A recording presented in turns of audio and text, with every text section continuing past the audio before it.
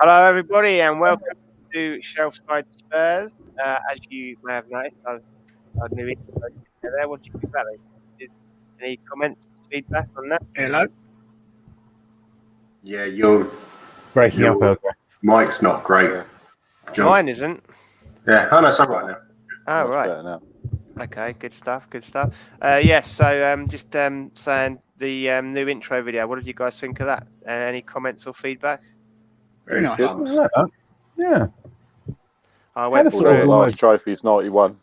Yeah, I went through all of the trophies and put a little clip of us celebrating, starting from the beginning and then going through them one by one. So just looking for some pictures I hadn't seen before, and I thought I'd put them all together for the viewers and for you guys to see. And with the music, I recorded that on the guitar when the Spurs go marching in. Thought I'd put that together with a bit of echo, a bit of ambience to. It was nice. It had a sort of Gaelic, mystical quality to it. I quite liked it.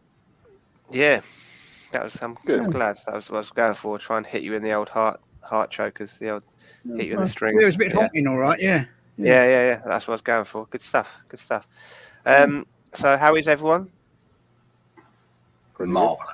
Marvelous. Yeah. So as you can see tonight, we've got Jens, Rez, Nick, Gaza, and Kev. Hello, everyone. Say hello, everyone. Good evening. Hello, everyone. Good evening, everybody. It's like the Partridge Family, isn't it? one for the older viewers there. I don't think the youngsters understand that. One for the teenagers. Yeah, one for the teenagers. So as ever, we start with Spurs on this day. If it would stay up, look. Spurs on this day in history from my little book. I'll show all the viewers what I showed the guys earlier. There's a nice little picture of Jimmy Greaves. Very nice. Look at that, in his prime. Good old boy. Yeah. So today's Spurs on this day in history, Saturday the 9th of September 1967. On this day it was Spurs' 2000th league match, and it was played at White Hart Lane with Sheffield Wednesday providing the opposition. The team celebrated by defeating the men from South Yorkshire 2-1. Goals from Alan Gilzine and Frank Sewell were the men on target, as Spurs took the points in a close encounter to make a successful afternoon's work. There you go. Alan Gilzine and Frank Sewell. Do you remember that one, Kev? No. I might have been old, but I'm not that old. I thought you were there, boy. I thought you might have been there. No. It's funny that you say that was, 67, was it? 67, yeah. I saw something today on the internet elsewhere that Frank Sewell was actually playing in 1960. Blimey. So he's been around for a while. Yeah, he was there for a while. He's a long-time servant, yeah.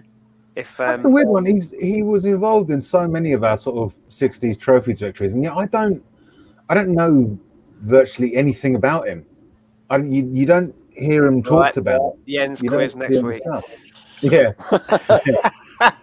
It's early. We've got it early. So Jens's quiz is on Frank Sewell next week. So he went the other way with the Martin Chivers purchase, didn't he? Yeah, did he? Yeah. He was he went to Southampton when Chivers came up to London. Right. So Aaron says, good intro, just need Enya on vocals. So with Kev over in Ireland and yourself, Aaron, between the two of you, you should be able to hunt her down for us to get her. Sail away. I don't know what part of Ireland she's living in now. Yeah, she might even be in America by now. I don't know. Is she still alive even, Aaron? Would you know? Would you care to put He doesn't know everyone who's Irish. Or do we need to get Jens to do a quiz on Enya next week to find out all about her? Double bubble. We'll throw it open to the viewers later. Frank Sewell or Enya? Put it to the vote. Yeah, we'll put it to the vote later. So we realised earlier as well before, because there's not a lot to talk about this week match-wise for Spurs. There's a few talking points, obviously, in general. Aaron says blue. So we'd realised we haven't done Jens, Nick, or Gaz's White Hart memory lanes, like how they became a Tottenham fan and whatnot. Or yours. Or mine, in fact. Yeah, or mine. So who we doing first up then? We doing Nick, are we? Or are we doing Jens? What are we doing? Who are we doing? Do Jens first. Jens, are you sure? Jens, I don't remember. I think Jens would rather do Nick then. Judging by No, Gaza then. Fucking hell. Let's do alphabetical order. So Gaz We'll then, do yeah. Who we do then? Gaza, Jens, or Nick? Jesus Christ, this is difficult, isn't it? We'll start with me if you like. I don't mind. First cracking person to content. comment. Yeah, First cracking person in the comments. cracking content for the viewers, eh? So who do you want to see? The viewers, who do you want to see first? Do the White Hart Memory Lane. We've already done Kev, we've already done Rez. Do you want to see Gaza, Jens, or Nick? Let's have some comments before we... There's people watching here. Hot off the press, no one gives a shit. Who cares about those three? Move on. To be honest, it seems like Aaron's last comment is most apposite. Absolutely. I suppose we should do. Who should we do then? Kev, who should we do? Jens? Do Gaza. Gaza Come or on, do Nick? Gaza. Yeah, I'll he's put looking my confident anyway. Gaz? Smugly confident. Go on then. We'll do Gaza. I don't actually know either of those Mr. answers. Unflappable. Yeah, so White Hart Memory Lane with Gaza. So let's bring up the questions here. Gaz, Yeah. why Spurs? How did you become a Spurs fan? Don't really know exactly. I think quite a few of our mates were Man United, Liverpool fans. I've never really been a big fan of Red either. Yourself, LJ, and Showbiz were Tottenham fans, so it's kind of. I think that's pretty much how I got into it from there. Yeah, kind of wanted to be a little bit different from the others, I guess, as well. I'm claiming you. Yeah, A young, handsome lad moved to the area called LJ and he converted you into a Tottenham fan. That's what we like to hear. Also, I managed like the way to Tottenham play convert. football as well. Yeah, I managed to convert Big Gay Al as well, and Nick, our mate from school. So I was like on a recruitment drive, I think, when I go over it. Your first home game, score and the First home scorers. game. What do you remember most about it? Well, in fact, it was my first home game. It was awesome to go into White Hart Lane. We played Everton, and I believe we drew 3-3, 90-91 season. I think Lineker scored and possibly Paul Stewart, but I honestly can't remember. Shall I Google it while I'm talking? We'll give Jens a quiz on it next week. It'll be fine. I'll Google. We'll find out all You about Google. it from Jens next week. We'll do a quiz on that as well. But yeah, I went up with Showbiz quiz. and his dad. Drove up that. Oh no, it was a midweek game. I think it was a Wednesday, possibly. But yeah, I was hooked from that point onwards. What do you remember about going into White Hart Lane for the first time? Right, obviously you see White Hart Lane on TV, but when you actually see it up close and real, it's a special moment. Walking into that stadium, seeing the pitch, smelling the pitch as well. Yeah, and I was only 14, 15 at the time, so I was possibly a little bit late into going to Tottenham, but I was still, hooked from that point onwards. First away game. Just the thing on that game, you're right. It was Paul Stewart, Paul Allen, and Jeff Minton who scored for us. Oh, apparently, right. Jeff and Minton. we were Fucking hell, Jens, you have to do a quiz on him as well. I don't think there'd be much to talk about, to be honest. It's just going to be one long quiz next week. Yeah, so we were 3-0 up at half time apparently, and then Beardsley scored 2 and David Unsworth got an equaliser. So did you have a Jeff Minton shirt, Gaz? No. Jeff Minton shirt. Do you think we even sold one of those ever? Apart from the one to Gaza. Jeff Minton. Christ. So typical Spurs then. We was what we 3-0 up where we read? 3-0 up at half time. Yeah. I should have known from that point to get out. Typical start for the Spurs career. Apparently it was 1-0 until like the 42nd minute. Then we scored 2 in a couple of minutes allegedly, and then 3-0 up at half time, and then 3-3. Oh dear! What an introduction, eh? A sign of things to come. Your first away game, Gaz? I think it was QPR away. I can't remember what year. Although I went to Old Trafford, I think that was 92. So it might have been the same sort of season or around about the same sort of time. from, if memory serves, it might have been 2-1 to us against QPR. Rez, get on the case. I've got 90 in 92. We lost to them 4-1 at Loftus Road. I'm just checking each season. Hold on. Then no, that's at home. I'm keep looking. You keep looking. Yeah. I'll keep looking. Maybe it was the Man United game then, because we lost that 4-1 at Old Trafford. Okay, let me have a look And at we that. scored in the last minute. Who So maybe scored? that was Can you the remember? first Was one. it Jeff Minton? No, it wasn't. Jeff It Minton was Scorcher. Kevin Dearden.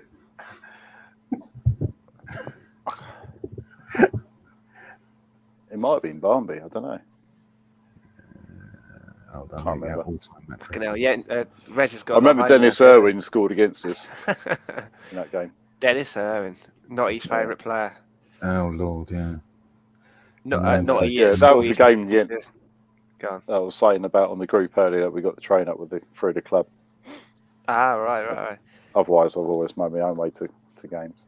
When we were at school, not I used to rave on about Cantona and Lee Sharp and Giggs and that, all the expressive players. So we called him Dennis Irwin. That's how he got his nickname, Dennis. We used to call him Dennis at school. Little bit of trivia for you on Not McCare. One of He his hated many it. nicknames. Yeah, he hated it. Yeah. First Spurs shirt, Gaz. It would have been from that 1991 season.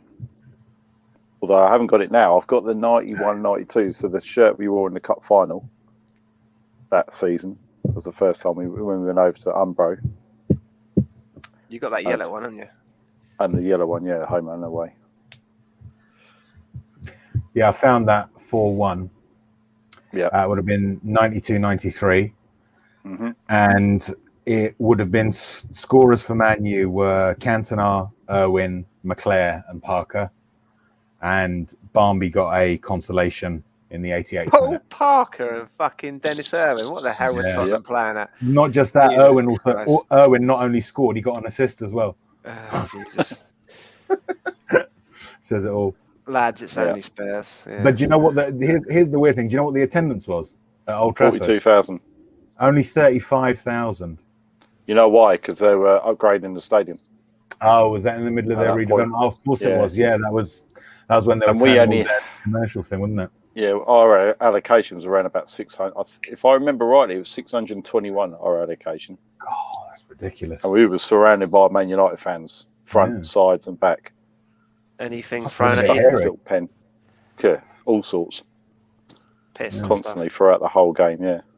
stuff. Bloody Max. And you went with the official Tottenham touring party, Yeah. didn't you? Like the bus and Police stuff. escort from the train station to the ground on a coach or coaches, and then police escort to the actual turnstile. How far up? It's like they were expecting trouble.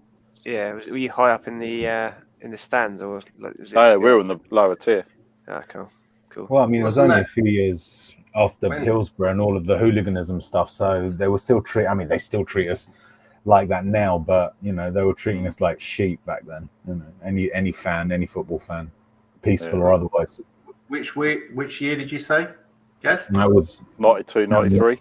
yeah. Because I know that a Spurs fan got killed during a fight at Seven Sisters Station against Man U, but I think that was mid-90s. Mid-80s. That's true. Yeah. So, Well, it's been. I think it was a everywhere, Leeds wasn't it? fan, but What was it, Kev? I think it was a Leeds fan. that was a Spurs fan got killed against Man United because they Alright. stopped the escalator at Seven Sisters while the fight was going on. So everyone and he fell back and died, and so there was quite a lot of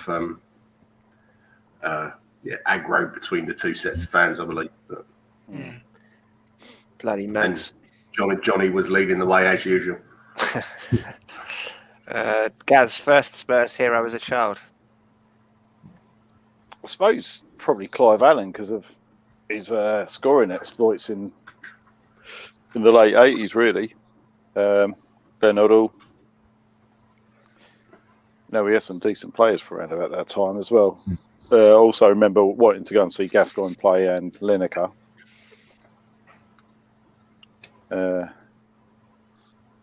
And as per last week's conversation, Eric Torsvet was in goal. Yeah, it would have been Viking. 91, yeah. Favourite all-time Spurs player?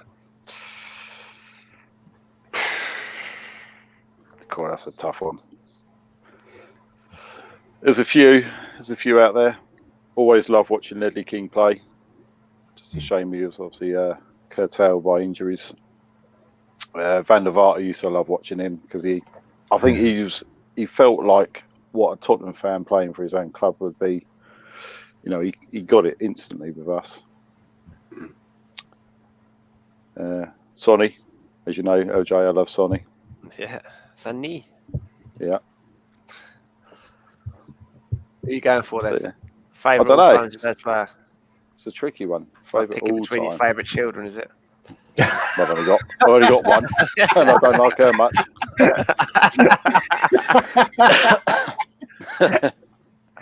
Only kidding.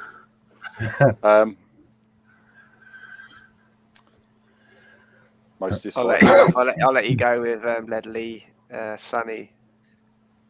Who was your other one there? Yeah, Van der Vaart. Van der Vaart, yeah.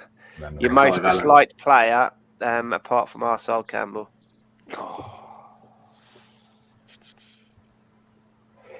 Well, quite recently it was Dyer, but he was nowhere near Mr. Arsehole. Has he won you back around? Has he? Sorry. Has he won you back around, Dyer? No, I'm just giving a fair crack at the whip with 3 clean sheets and looking half decent this season.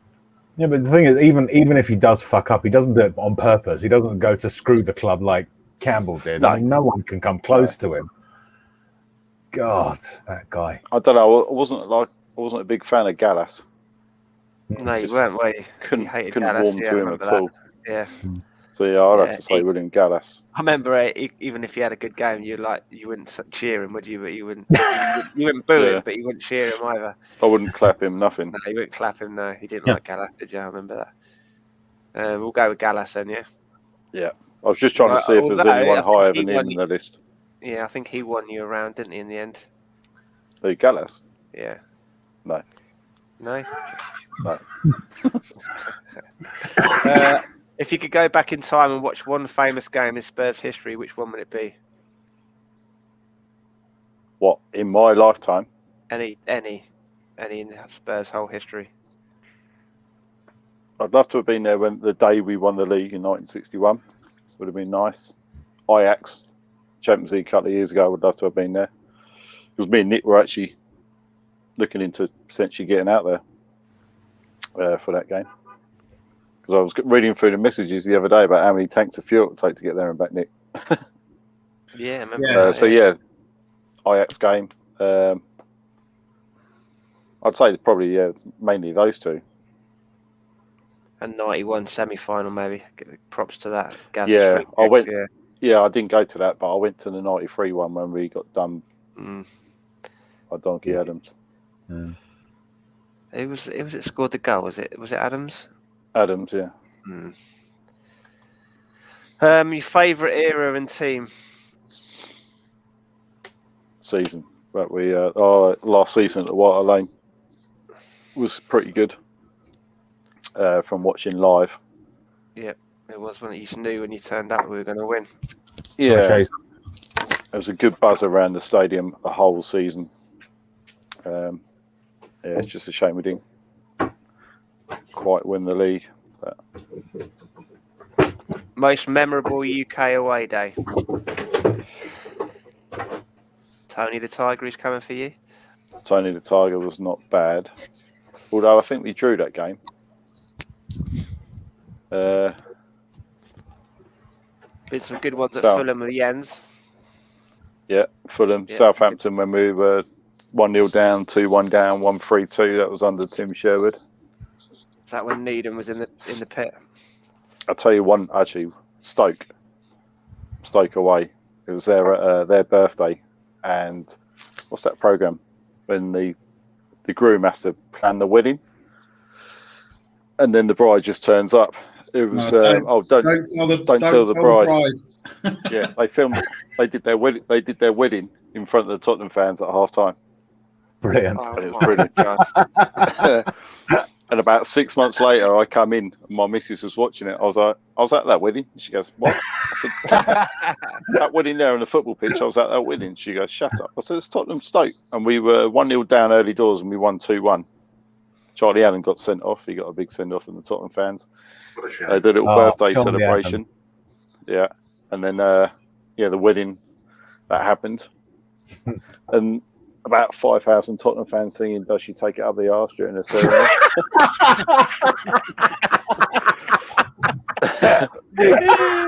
It's like you got 3/4 of the stadium to do it, and you chose RN.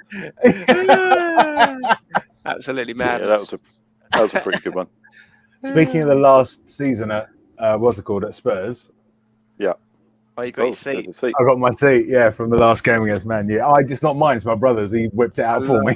I love the way they did that stupid Levy saying. Bolton police. I'll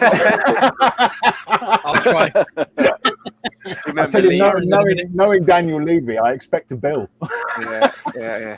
Well, yeah, that's what I was going to say. He sent out that email saying you can buy your own chair and whatnot. And at the last game, everyone was just ripping them off seats, weren't they? Like, Some people came with tools and undid them. I remember, to unscrew them and break them apart. Yeah. How did they get them in the ground? They probably went past that steward. Didn't. Yeah, certain stewards are literally say put your arm out. They'll just touch your armpits and that's it. You're through. Yeah. The stewards are probably helping. They're probably setting up stalls, buy your seat. Buy your screwdrivers here. Buy a couple of spanners. Gaz, I'm not sure if you've done any European away days, but the question's on there from previous people from Kev. Champions League final. Of course, yeah. Madrid. Was that your most memorable one, though? That's my only European away day. Yeah. So you're a bad luck. You're a Jonah then. Whenever you go, we lose. Not always. 100%. Yeah, 100% record. Which Spurs player got you the most excited when you first heard the news of their signing? They're on their way. It's one of them. Klinsmann probably the biggest one. Yeah, I think most people with our era, Klinsmann. It's out of the blue, wasn't it? Yeah. I got a little bit excited when they said Bale's going to come back. That's similar vibes. If you could have scored one famous goal in Tottenham history, which one would it be? Lucas Moura's third goal in Amsterdam. I think. Good choice.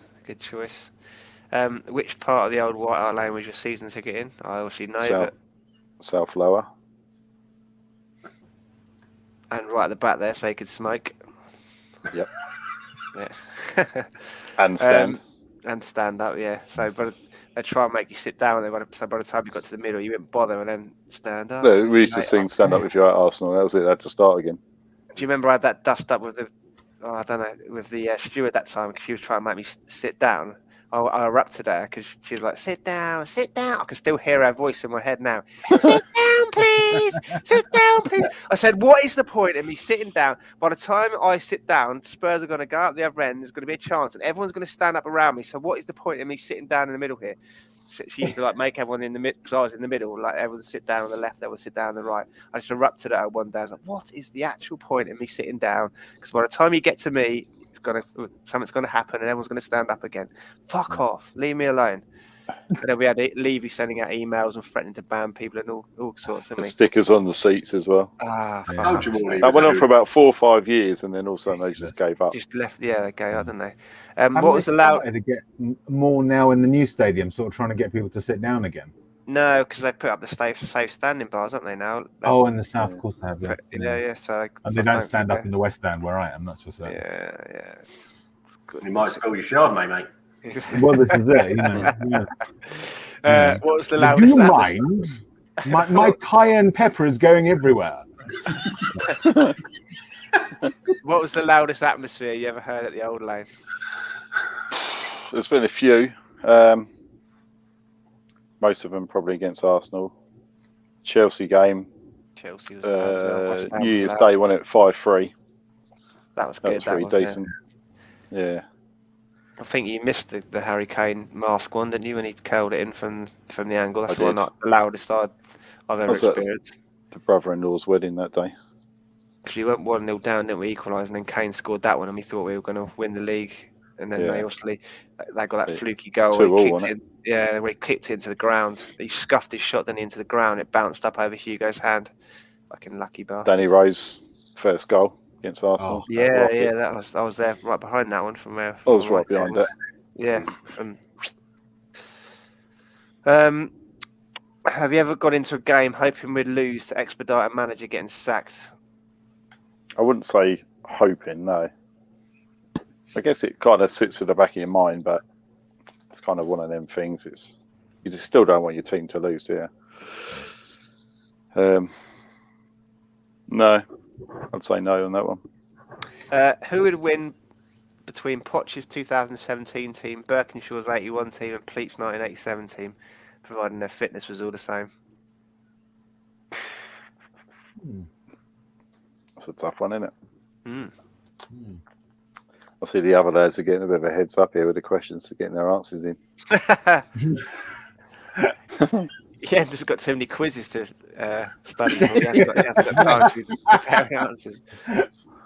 Enya. Jeff Minton. Yeah, Minton. I don't know. I'll go with the team that I managed to get to see in real life, so I'll say Poch 2017. Yeah. And last, a nice easy one for you. Favourite match day Spurs pub? Yeah. Bell and Air next door. The Hairy Bell. Yeah. Did you ever used to drink in there, Kev? Bell and Hair back in My the day? first place was the Corner Pin. But then we had a little backstreet pub on the way back. It was in the back streets on the way to Edmonton. I was trying to think the name of it the other day, and I was going to look it up on Google. Probably not still there. It was a tiny little pub. It was okay though. I'd have to say the Bell and... Sorry, Kev. I'll have to look it up and try and find out. Funny. What was the name of that pub with the little midget women, Gaz? With the two pubs next to each other on the way up on the left. Is it the Two Ship? Brewers. The Ship. Oh, the Ship. Yeah. Yeah, that little woman. She was there for years, wasn't she? Yeah. Used to be two pubs next to each other, didn't they? We used to go in there a fair bit. And that one that then became like a Wimpy or a curry house, didn't it? On the corner there, on the traffic lights as you go over the road. So you come out of Seven Sisters Station, that first pub on the left there. Right on the corner. Yeah. Remember? There used to be a pub there. That's quite decent as well. I met Jens in there a few times. That's where I used to meet you, Jens. Near the bookies. Yeah. Do you remember what that was called? Do you remember what that pub was called? No idea. So many pubs have gone these days. It's not good. Yeah. I've got to say the Bell and Air when it was when they had the little shed with the cans. Yeah, The fella and the bird. The fella and the bird. Yeah. Yeah, that's before it got a little bit more commercialised. But They yeah, used to sell the cans, didn't they, for £1? Was it £1? I think it was a quid, wasn't it? Yeah, I couple think of quid it's for a beer. $2.50. That's good something there. like that, Yeah, yeah. £2.50. And Trigger The used to be in number there, didn't he? Yeah. We used to see Trigger in the corner. Yeah. And that bird from the old trust, her and her mates, and Gammon Gob, her mate. Cat Law and Gammon Gob. That's the end of White Hart Memory Lane. I'll have to knock that up into some shape and put it on our channel under the rest of them of Kev's and Rez's ones. Thank you, Gazza, for candidly answering the questions. So, Tottenham talking points then. So I guess first up this week we'll start with the Romero and the Celso Immigration Department pitch invasion nonsense. Let's start with you, Kev, on this one. And what did you make of that when you saw all the news coming in from Brazil? It's farcical. It's just ridiculous. It's really from the off, you know. They could have dealt with that before the match even started, at the hotel, anywhere. Let's make a point and do it on a pitch in front of millions. I think it's just crazy. Messi said he'd been in the country. We've been in the country for 3 days, didn't he? Like, why are you doing it now? Yeah, It's their president or prime minister or whatever. He's a complete knob jockey. Bolsonaro. Yeah, Bolsonaro. As Sanders would say, they're Latins, aren't they? So they're liable to start a war over it. You know, they're probably the back of the River Plate all over again. You know, it's kind of that. You know, kind of thing. Yeah. I like to see that we're keeping it politically correct this week as well. Yeah. We'll start the Qataris soon. Are they Saudi or Qataris? Who? The Mansour family. Oh, the Man City lot. They're Emirati. Emiratis. Yeah. You get dragged off. Jens, what did you make of that situation? I mean, it's a nonsense, wasn't it? I mean, did they have permission to go? Do we know yet whether the Spurs Apparently said not. they could go or not? Because the Yeah. Brazilian lads weren't allowed to go, were they? I haven't heard anything official to say that they were allowed to go or they weren't. Some people are saying that Tottenham didn't want them to go and they went anyway. Yeah. So it all seems very odd to me. And what's the club going to do if we told them that they can't go? What's the club going to do to them? It seems that Lo Celso has this rebellious streak. The whole thing at Christmas with Lamela, and I think there was something else. Yeah. So yeah, I don't know. Did they hire that jet themselves then? I just presumed it was like Tottenham's jet, but they must have. I really don't know. I reckon it was EasyJet. With the amount they earn, chartering a jet for a single trip is small potatoes. Yeah, it's not a lot of money for them. There is a rumor that Tottenham said no, but Villa said it was fine for them to go. They allowed their players to go because Martinez come out and said it's because they love the shirt and because they won the Copa America, they wanted to go and play. And it's possibly Messi's last World Cup, isn't it? So they want to stay in and around the camp to try and get to the Messi's last World Cup. I think the closest non-official official account of it probably comes from Alistair Gold, and what he's saying is that it allegedly the club, like all the other Premier League sides, came together and said, no, we're not going to let any of our players go to red list countries. And then when the players expressed a desire to leave, these 4 players, the Spurs ones and the Villa ones, Villa turned around and said, oh, okay, then, as long as you only play 2 and come back before, you don't play in the 3rd game and come back, so we're not too disrupted. And Spurs' line to our guys, Lo Celso and Romero, were, we don't want you to go, but we're not going to be able to chain you to a wall somewhere if you choose to. But we don't want you to go, apparently, was the official line given to them. And then they went. And now when they come back, they're going to be fined for going. They're in Croatia, aren't they, at the moment? Yeah. Along with Sanchez as well. Yeah. Apparently that was off their own bat as well, Gazza. That isn't an official club sanctioned thing. The club has subsequently sent out a fitness guy. I think Alistair Gold said I need to work with them, but that wasn't their idea to do that. Well, that wasn't their idea to do that in case they get in trouble by FIFA or whatever for encouraging people to come in through the back door. Kind of thing. Yeah, it's needs must, I think, for the club. It's like, well, we've got their A-list players, really. Romero might not have played in the league for us, but he's one of our most expensive signings. Lo Celso as well. They're A-list. Sanchez is absolutely. Sanchez is our record signing. Tongi isn't he? But he was until Tongi came along. So. It was a tricky one for Romero because like being so new to the club, like you say, record signing, and you thought he might have erred towards the caution of safety and not gone. Who was it who said that he was rebellious? Lo Celso. Was that Jens? Was that you, Jens? Yeah. Do you know what? Yeah. I don't think it's rebellion. When I look at Lo Celso, do you know what the first thing that comes in my head is? He's a little bit gormless. Yeah. He is a little bit, and so I think it's more a case of he doesn't realise the trouble that is going to come about because of what he does, and so he goes off and does stupid things.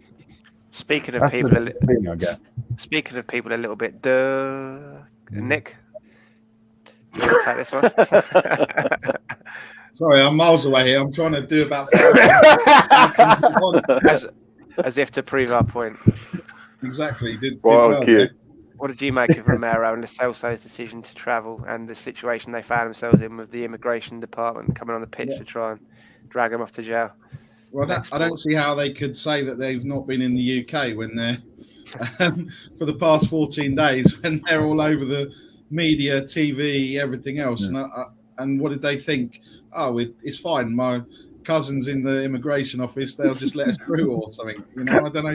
I don't quite know how they thought they were going to get away with it, if I'm honest. Yeah. But in the other respect, I don't know how these people got on the pitch and were allowed to, you know, it was almost like, right, we're coming through. That's it. This game's over. So, yeah, it was a bit of a... Me and Aaron on Twitter had a bit of an argument with this Brazilian guy. I was saying argument. I said my tweet, and I said it's a bit funny how Brazil deliberately waited for the game to kick off because they had the needle that 8 of their players hadn't been allowed to travel by the Premier League clubs, and it was the Premier League players that they were so peed off with that they were coming into the country when it was all very political. It had nothing to do with health. It was just they thought that they saw an opportunity to get the points. I think Brazil, didn't they? They thought, well, if we come onto the ground, FIFA can't exactly argue the fact that they weren't in the country legally, kind of thing. So they're thinking they'll get the points now. The game kicked off, kind of thing, trying to sneak a little 3 points through the back door, kind of thing. So subsequent 8 players have all been banned from playing this week. Yeah, and I think, like I said on our group, it was typically Spursy that 3 people would, you know. Hello, Cody's boss. It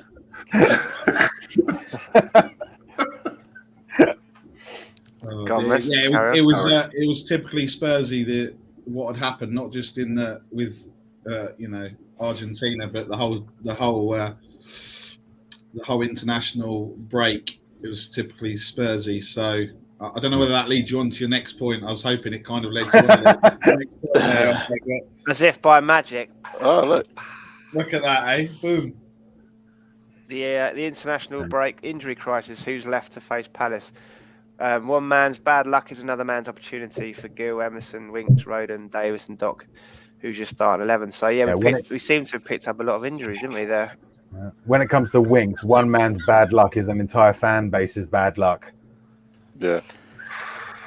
Good point. Harsh. Although Sonny apparently turned up at the airport looking all right.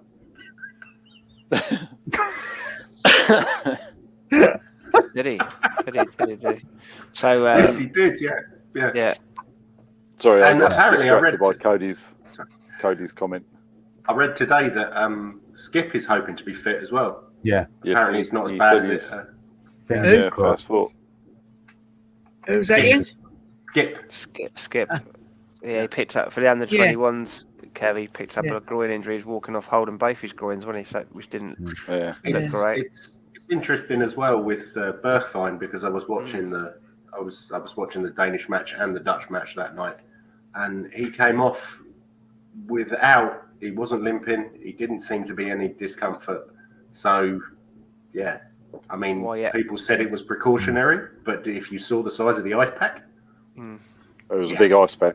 It was very, very large. Apparently, he has trouble with his ankles though. After picking up an injury last season, he has recurring problems with his. So maybe it was swelling up or giving him a bit of jip. But yeah, it's not. It's a good opportunity, like we said last week with Aaron Lennon when he came into the team when Routledge broke his bone in his foot. Then it's a good opportunity for someone to come in and stake their place because he's had quite a settled team, hasn't he, so far? Centre back's an interesting one. Do you think he'll go with Roden or move Tanganga over and maybe give Romero his debut? Tanganga will be centre back and possibly get Emerson Royal. Emerson in, yeah. Because he's been with the club for a few days now, so he's been training. Yeah, he might play Davis as well. That's the thing. He's only got 3. He's only got 3 to choose from, hasn't he? Roden, Tanganga, and Davis. Dyer. Or am I missing someone? Dyer. Oh, and Dyer. That's right. Of course. Yeah.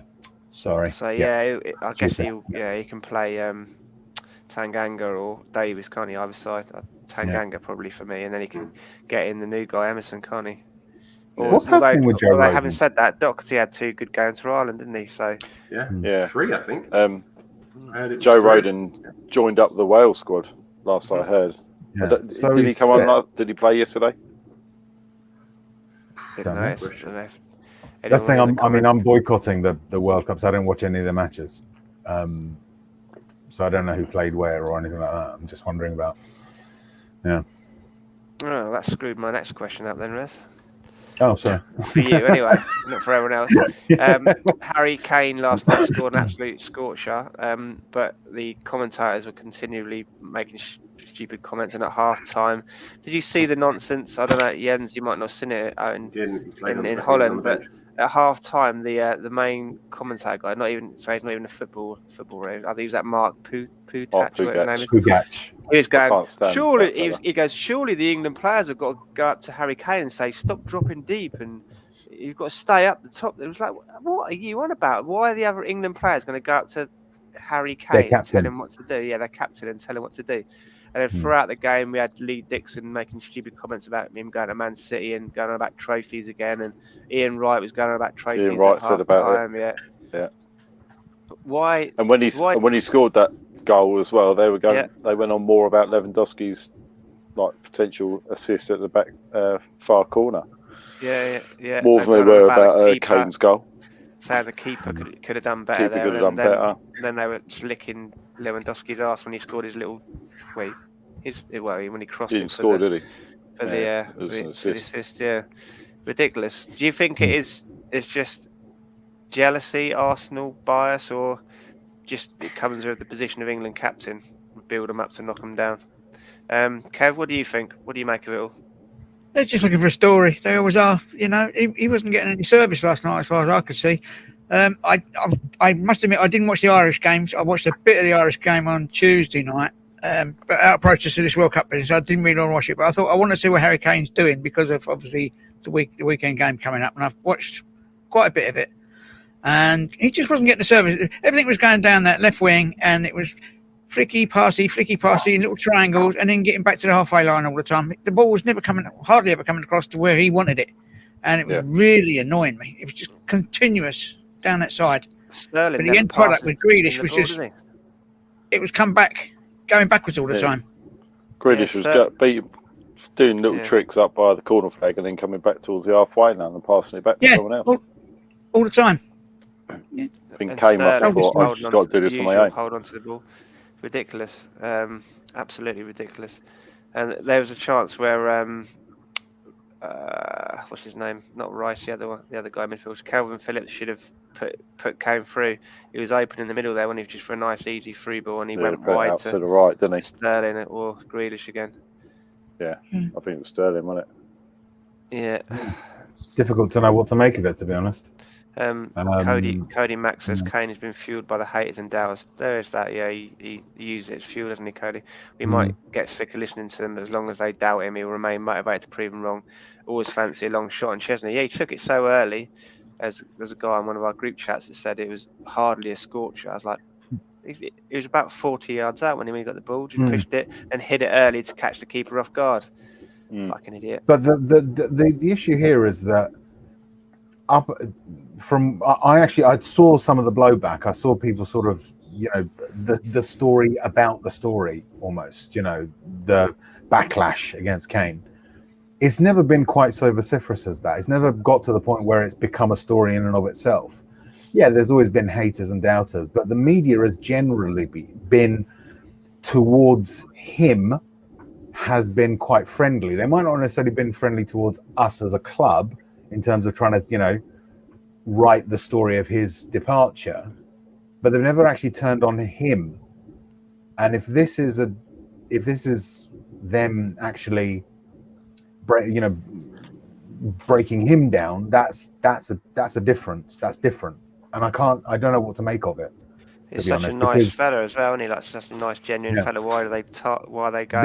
They've got no reason to do it other than he didn't go to Man City this summer, which should be applauded. Possible. I mean, I've not heard a single derogatory statement made about Man City by the media. So maybe that's it. Maybe it's just the case of, as far as they're concerned, if they've got a club that buys all these wonderful players, wonderful expensive players, and adds to the league in their ridiculous parlance, then the fact that he's not gone to them maybe makes him a target. We're getting into conspiracy theory territory here, but I can't think of a rational reason. Did anyone can't find any foil?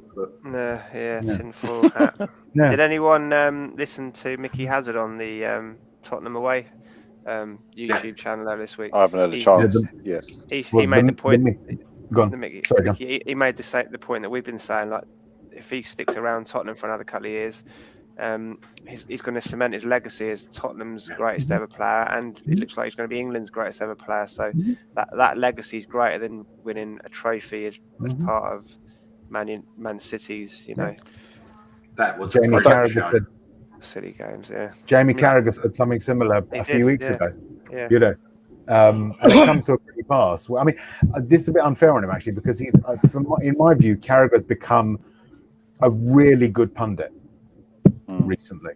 Not at the beginning of his thing. At the beginning, he was still a bit shrill and a bit scousy and a bit annoying. But since that spitting incident, he seems to have grown up a little bit. I can see you pissing yourself, Jens, with the spitting thing, but it's true. A bit scousy.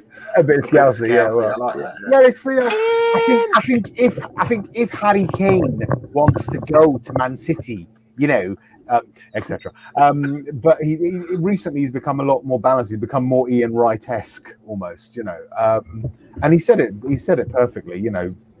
Which do you want, to be one of 20 that's won a cup that is then won by someone else the season after and the season after and the season after? Or do you want to be that one? There can only be one top Premier League goal scorer at a time. There can only be one top goal scorer for Spurs at a time. That's something that you will never have to share with anyone. You might lose it one day, but you'll never share it. Or rarely would you share it. So and which is more important? Goal scorer for England as well. He's only top goal scorer for England. Yeah, exactly. 11 behind now. Well, 12. Yeah. On that point, I don't see him just beating that record. I see him smashing that record. Yeah. I don't think 65, 70 goals is out of the question with him. That's a legacy for you, isn't it, right there? If not more. And that record will stand for a long time as well. Yeah. Because he got to the England berth at the perfect time in his career. All the other sort of ones got to that point at the same time. So it just shows how prolific he is with Spurs, because he was quite a late bloomer for Spurs. It took him a while and, chance to become thing. It's going to take him a couple more years to get to Greaves' record.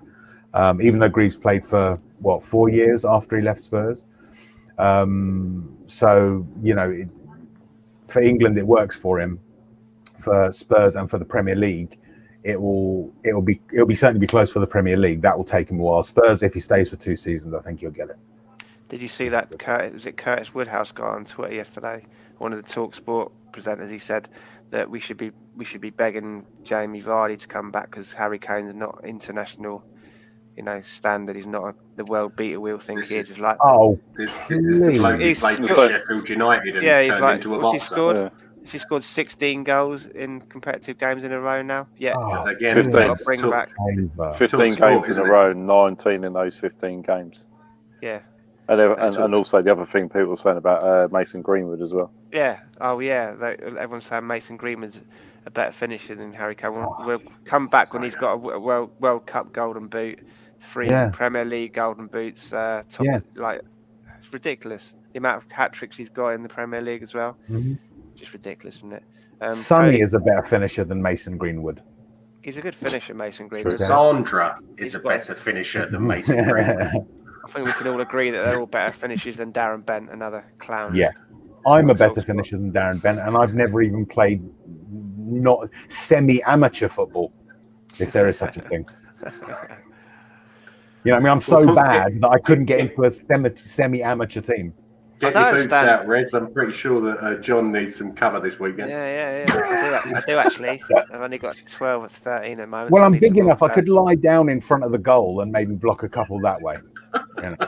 Because you've really got to chip it to get it over me when I'm lying down. I don't understand what TalkSport are doing. They've got Jamie O'Hara on there, and Darren Bent. Who's the other one that talks crap all the time?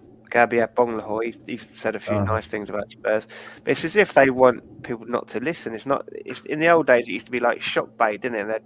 You'd get people ringing up, but they just got idiots on there now that you think, I can't be bothered with that station anymore. There's fucking idiots like that on there every morning. I might be wrong, but are they not in bed with Sky Sports? TalkSport. Yeah, I believe they so, own them all now. It's ridiculous. Yeah, or part of the same company or something like that. Yeah. Maybe Harry Kane turned down Rupert Murdoch's daughter for like a interview or signature request, or say once, or a date request. Oh yeah, an interview. Yeah. Nudge, nudge, wink, wink. Know what I mean? Say no more. Speaking of special talent, the only one on TalkSport that I would be willing to listen to would be Simon Jordan. yeah, he's good. He's good. Yeah, he's good. Yeah, he's very good. He tells them how it is, doesn't he, all the time? He's very good. Especially puts that Jim White in his place, doesn't he? Yeah, well, Jim White just talks And absolute Campbell. crap. He was I can't remember what the subject was, but the subject of Sao Paulo came up, and he turned around and said, "I've been there." And it's like, do you think we give a fuck, Jim? Yeah. We don't care if you've been to Sao Paulo. I'm happy for you, but I'm really not. Sorry. I loved it when he called him an odious little toad. He was on about the Scotland-England game, wasn't it? Yeah, he was on about the Scotland and England game. He's saying that the difference between me and you, Jim, is that I'm not an odious little toad who, in the background, hopes Scotland lose. And Did he say toad or turd? Toad. Toad. Yeah. So speaking of special talent, what have you made of Emerson Royale's first week in training? Will he start Saturday? Will the Doc get the nod? What do we think? Doc. Doc's a safe I option. would imagine the Doc will get the safer option, yeah. Especially if it's an away game as well. After featuring 3 times while he's done well, apparently, hasn't he? Yeah. But he's not done well for us this season. No. Emerson Royale's a very smiley chap. He's been better than he was last season. He's been better than last season, but that was quite a low bar, wasn't it? Yeah. That's why he's called Emerson Royale, Gaza, because his uncle said he used to look like this. There's a Jello character on these drinks out in Brazil, and there's a little character called Royale, and he had a big beaming smile. So funny you should say that's why his uncle called him Royale. That's his little nickname, Emerson Royale. Yeah. I don't know. I can't say whether it'll be Royale or Doc. I can't say. I don't know. No, it's some interesting decisions to be made all over the pitch, really. So I think there'll be some surprises. Yeah. Who do you think he'll go for? Centre backs, first of all. Centre backs, right back, and presuming Stevie's injured as well. And Sonny, do we think Sonny will play? It depends what formation he plays, because there's rumours he's going to play a 3-5-2. He ain't got 3 centre backs, has he, Gaz? No. I suppose he could go Tanganga and Davis either side of Dyer. Davis, yeah. That doesn't fill you with any great confidence, though, does it, really? I think if you're playing a back 4, it'll be Dyer and Tanganga, personally. Yeah, the 2 centre backs. He hasn't really, Roden hasn't featured at all, has he, really? No. Yeah, not even in pre-season, was he? What was it? I don't think Roden's going to be match fit, is he? Oh, that last season, after Hugo's little barney with the players and him calling out Dyer and Sanchez for being shit and his attitude. Yeah, but the thing is, Nuno wasn't there when he did that. No. So it should be. Yeah, I mean, if Sanchez and Dyer get the clean sheet that has led them to keep it, gets the clean slate that's led them to keeping 3 clean sheets, then the same should apply to Roden with Nuno. It shouldn't be a case of what he said last season should count if the way that they performed last season isn't being counted against them. And that's not me saying it should be. I'm just saying that Roden should be given the same opportunity, unless there's an attitude problem there. I don't know. My impression is he's been injured and he's just potentially not match fit just yet. Just needs another couple of weeks more of training. He probably would have jumped straight in if he'd been fit. But he was he was only on the bench for Wales yesterday against Estonia. Right. And he didn't come on. But mentioning that, our youngster Pascozzi. Yeah, Pascozzi. I don't know if you saw his run from defence yesterday. It was on Twitter somewhere. That guy is going to be a bit special, I think. I think they've left him out of the Europa Conference squad, though. He wasn't in there the other day. It's crazy. I mean, he can play. He was during pre-season. He was playing right back. His normal position is centre back. And he looked great at right back. How old is he? How old is he? 18. So can't he be on the? Can't he just be brought into the Euro? You have to be in a B list or something. I think. Is he not even on the B list? I don't know. But I mean, full Estonia international. It's not saying much. I know. It's strange, isn't it, that he's not in the Conference League squad? Yeah. Is Markanday, or however it's pronounced, is he in the Conference League squad? Yeah. And Romain Mundell is the third striker.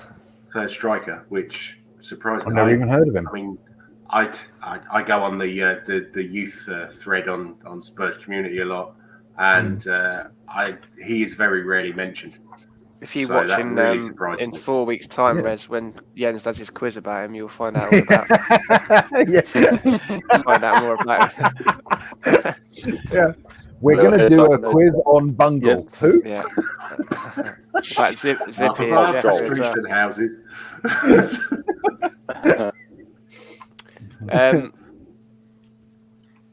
Next talking point. Should we offer Hugo a new contract? There's lots of talk about it. Alistair Gold mentioned it earlier.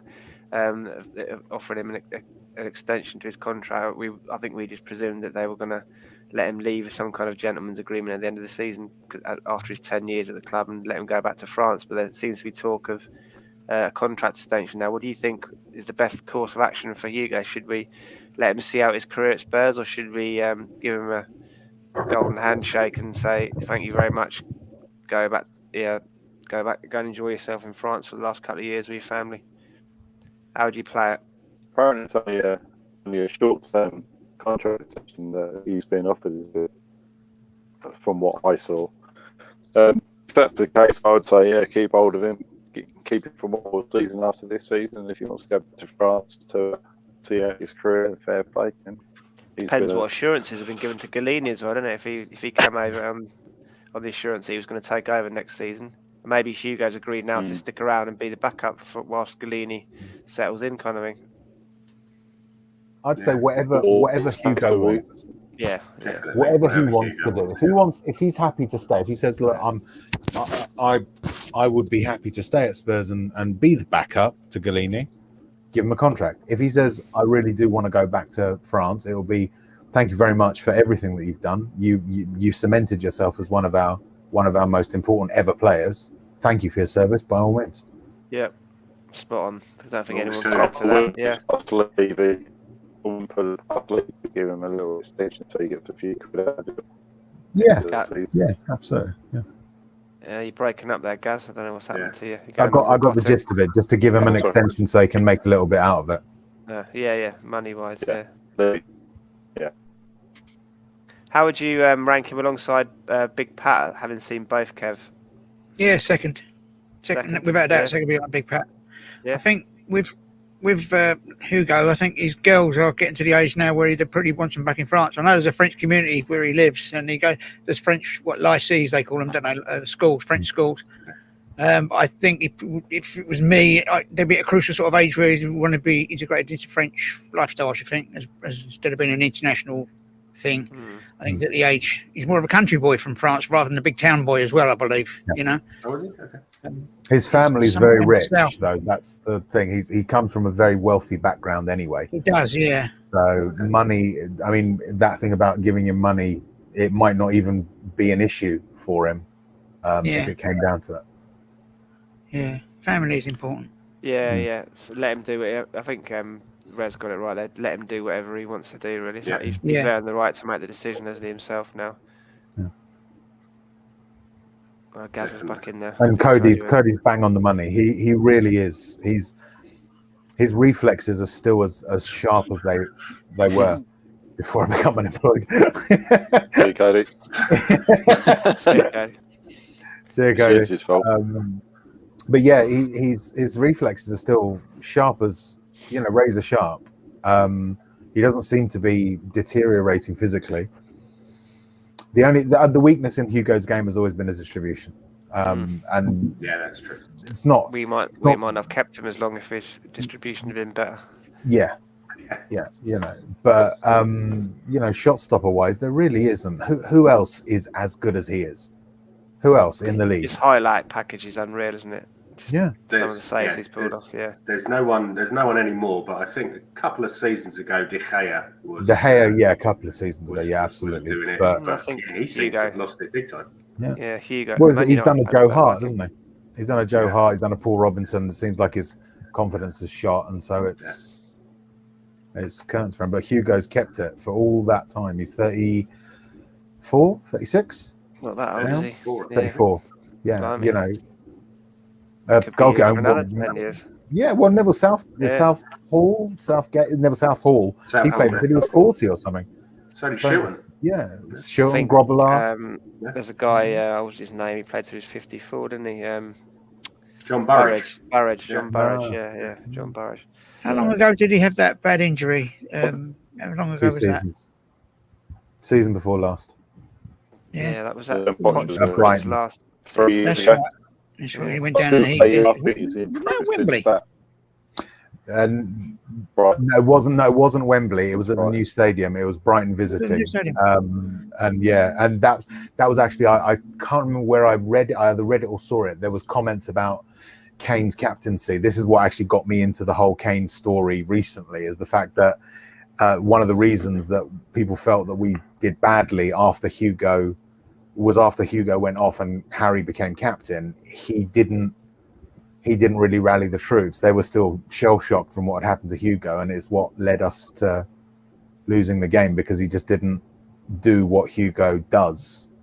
From what we've heard, he's actually really vocal. It's just we don't hear it because of the crowd.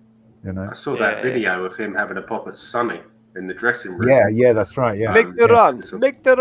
You need to make the run. Obviously, I haven't watched the documentary. You haven't, but I was amazed. I was like, wow, and Sonny was up for it as well. I would have let him fight it out. It would have been hilarious.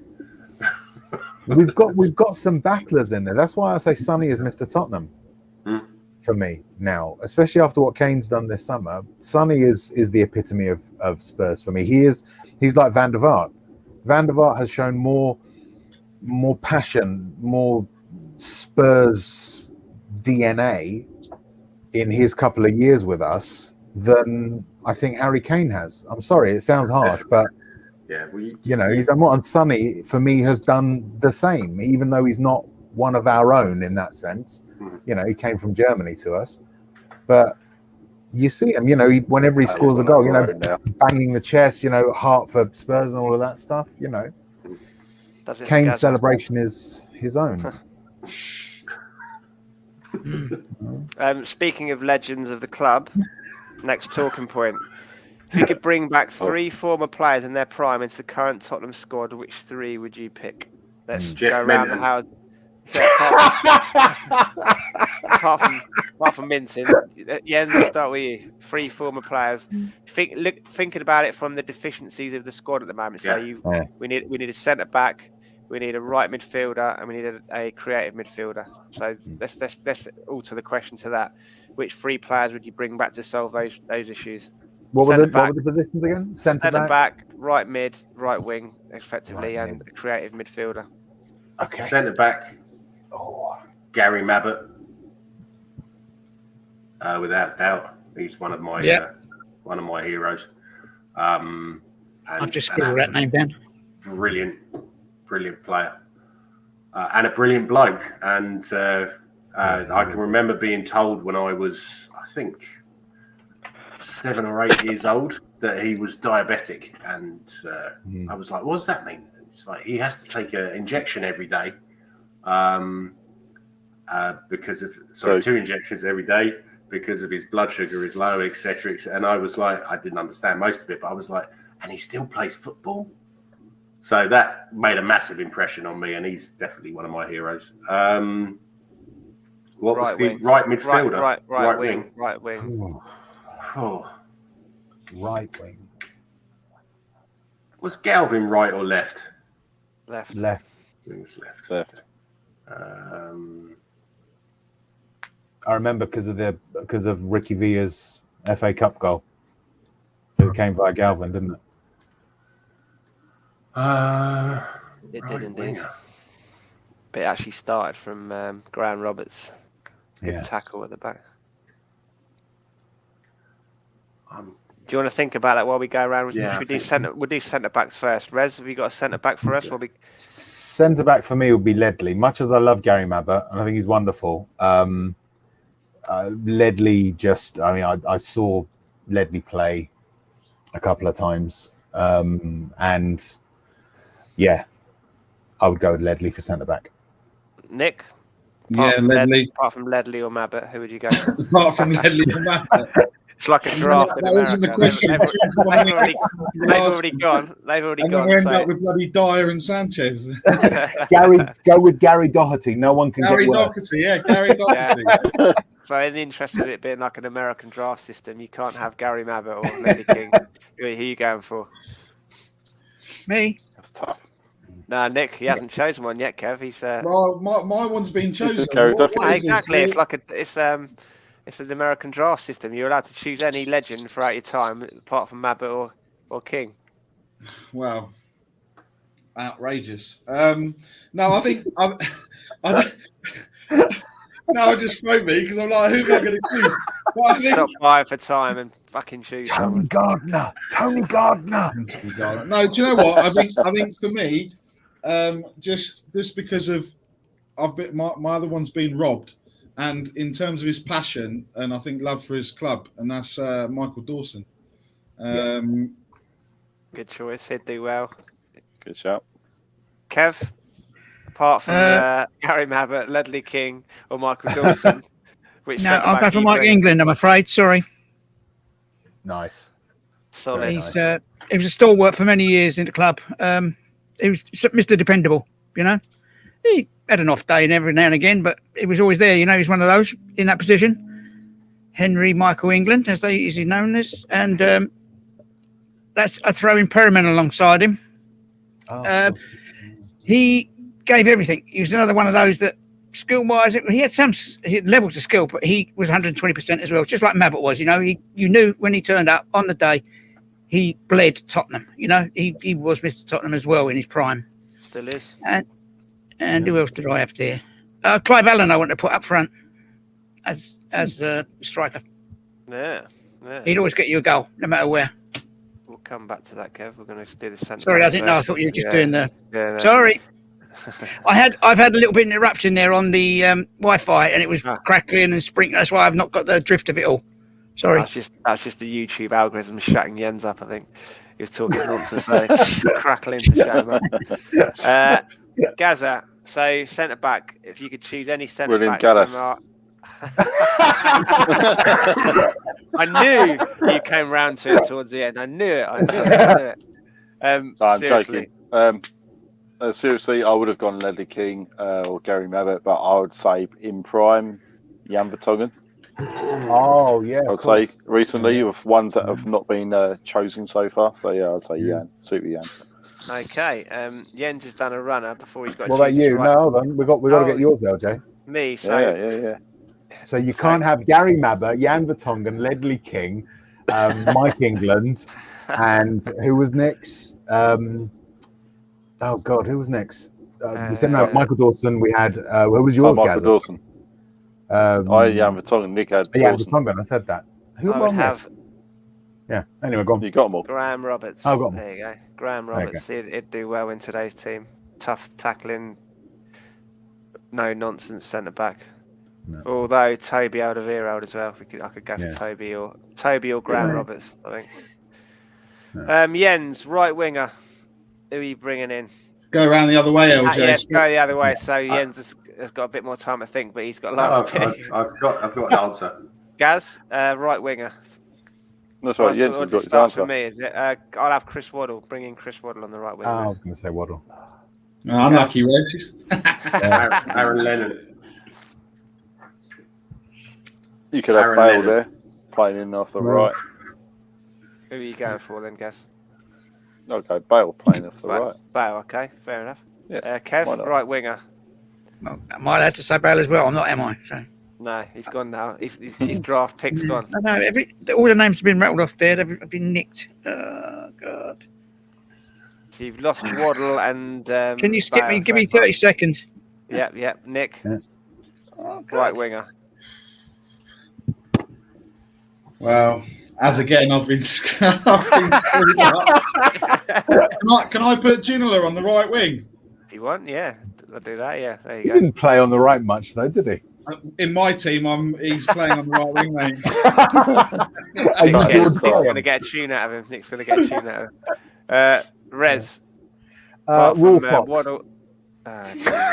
Will Fox. Well, I'm surprised, Jens. You tried to steal it. You tried to get it in under the wire. I was going to say Aaron Lennon, but you sort of had that. And I was also going to say Waddle. I can't think of. We've not really been blessed with. It's been difficult, hasn't it? Yeah, we've not really been blessed with great right wingers, have we? Barnby never played on the right, did he? No. Popescu? Who, sorry? Mid. Dumitrescu. Dumitrescu. Yeah. Dimitri. You I'm go not for sure. I don't know if he played. Dominguez, did he play on the right? Who have we had that? Who have we had that we played on the right? No, Dominguez played on the left. Jose Dominguez. I think so. You can I only I can't see think of any. I somewhere. can't think of any right. Yeah, I can't think of any right wingers other than Waddle and Lennon, really, that have sort of really stood out. You know, Waddle was Would you left say wing, Van der wasn't Vaart was a winger or midfield? Midfield, really. I thought he was a cam. Attacking You know, he was midfield. sort of number 10 type. Yeah, thing. you got Paul Allen in the '87 team. Anyone who's 91 watching, as put well. up some. Anyone who's watching, Yeah, put yeah. up some suggestions. Some right Some wingers. suggestions, yeah. I can't. Darren Anderton. Yeah, Oh, Think that's of it. true. Think of his Yeah, delivery. yeah, Think yeah. of his delivery Yeah. in today's game. Yeah, that Kev? wouldn't be bad. We've just taken Yeah. all of Kev's answers here. Kev, have you thought of anyone from back in the day? No, I can't. No, my mind's gone blank after being stolen. All my ideas were stolen. So Cliff Jones. Was he? I ain't that old. Cliff Jones, I remember seeing him yeah. play, but bloody hell. I've met him. He's a lovely bloke, Cliff Jones. Yeah, he is. Yeah. Mad as a Terry box of Terry fun. Dyson, was he right wing? Who was? Before Yeah, my who was the time. guy? With the long Let's hair. have a Google. Let's see about The long Spurs hair. right. Ginola. Let's see. Alfie Cohen. He was a winger, wasn't he? I'll be kind of Yeah. striker. Striker, was he? Yeah. Spurs right Jinky wingers. Jank. Jinky. Paul Walsh. He was a I think- forward, though, wasn't So Waddle, Paul Gascoigne. he? Yeah, Leslie someone King? called Gasper.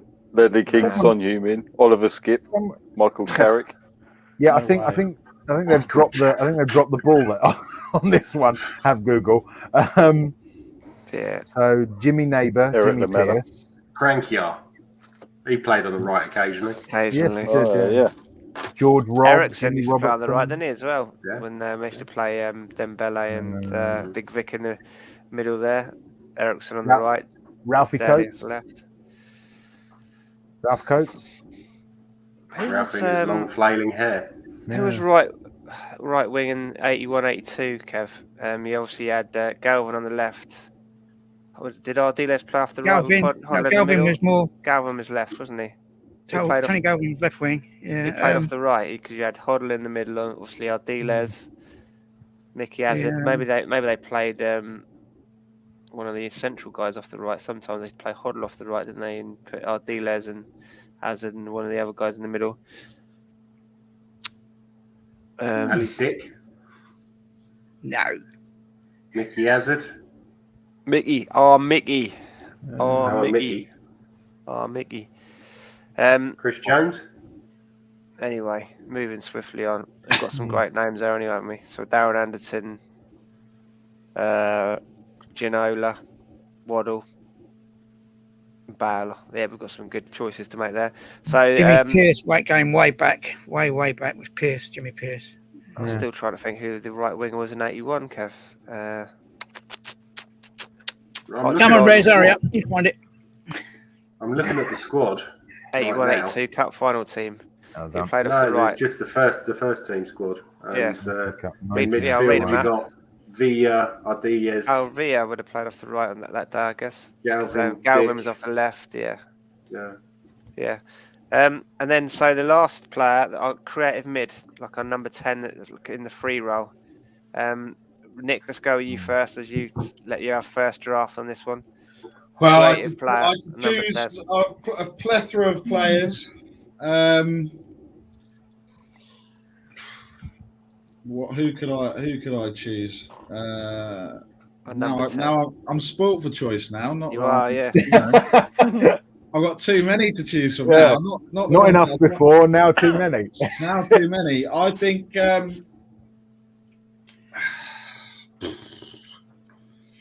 would have to say.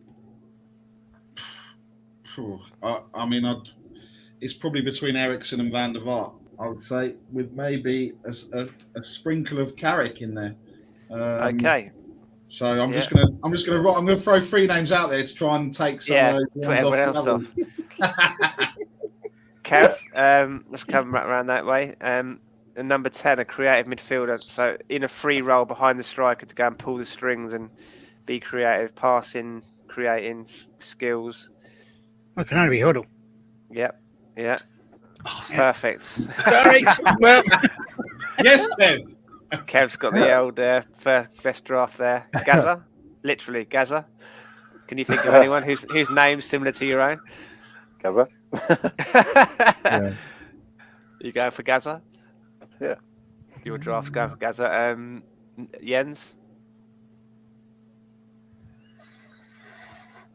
So who's gone? Van der Vaart, Ericsson, Carrick, Hoddle, and Gaza. Well, yeah. I think Musa, then Bailey.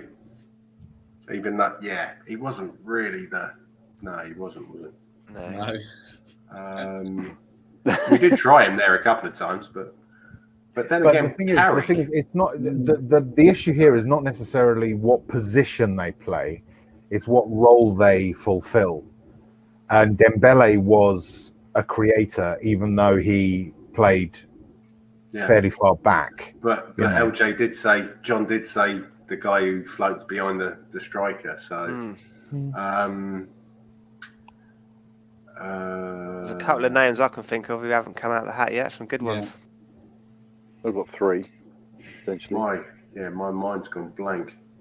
Do you want to slug out a Rez first and give you a bit more time, or is Rez likely to nick one of your picks? Probably not. I'm trying to swap all my quizzes now as well, and this is too much for my little brain. You see, my pick wouldn't play behind the strikers. My pick would be someone like Modric. Yeah, that's one of the two. I mean, can you imagine Modric with? Say you got Modric, Skip, and Højbjerg. You've got your destroyer, you've got your water carrier, and you've got your creator. You know, and all of them are great at what they can do.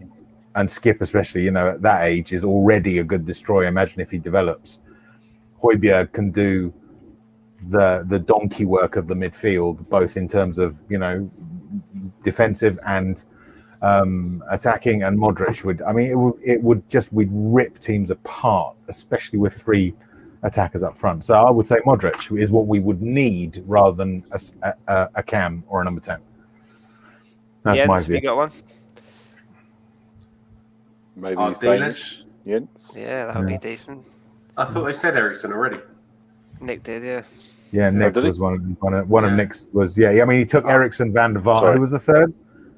Who was the third one you took? Carrick, he said. Nick Carrick. Yeah, I mean, it's sort of spoils. It's like, I'm going to take this. Yeah, it's basically the bloke comes up to a buffet and just takes the whole serving tray with him. That's what Nick did. Right? Lucky bastard. Like the cricket team. I tell you what, the one I'm thinking of, he would be perfect in our team now. Teddy Sheringham. Yeah. Oh, I actually wanted to say if we had a striker. Yeah. Yeah, behind Kane. Yeah, Teddy Sheringham behind Kane. The intelligence of Sheringham, up with the lethality of and Sheringham's own lethality as well, up against with Kane, it'd be horrific, for other teams. It'd be great for us, but goal difference would be lovely. Gaza, is there any we haven't mentioned? You said you had a couple more on there. Yeah. We covered them both. Ericsson, Modric, 2 of them. Brilliant. Who else have we had? Again, we've had a luxury of riches. Jeff Minton. We've had a luxury of riches when it comes to that. Paul Moran. David Hales, Jason Giselle. Yeah, Jason Jason Giselle. Oh God, yeah. Paul Mahorn. I've been cribbing while you were talking there, and it's come up with Martin Peters as well in that position. Oh yeah. And I On was the lucky. right or behind the striker. Yeah. Yeah, he's a number 10, and it's a pleasure watching him. He's only here for Spurs for about 4 seasons, I think, 1970 to 75-ish. But Was he West Ham before? yeah, he's come from West Ham. Jimmy Greaves went the other way on that occasion. Yeah, okay. Yeah. In that deal. That's the thing. He's one of those that they like to turn around and say, "We won the World Cup." It's like, no, you didn't. Yeah. Yeah. You know. I saw him score 4 goals at Old Trafford one day, 1972, himself. Amazing. Some And let me guess, we still lost. No, we won 4-1. We won 4-1. I was there. I was a little kid then. But that was unbelievable. John White. There's another guy that was apparently magic and had magic in his boots to play behind the striker. If you get it. The ghost. Before my time. Yeah.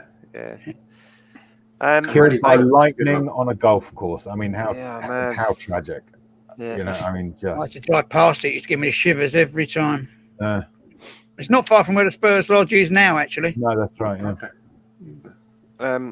Speaking of acts of God, Daniel Levy has been invited onto the executive board of the European Club Association. You'll never sing that. What do we make of that? Does anyone know anything about? Is this the original Champions League board? Isn't it? It's not the revised. Yeah, he's taken everybody's place, isn't he?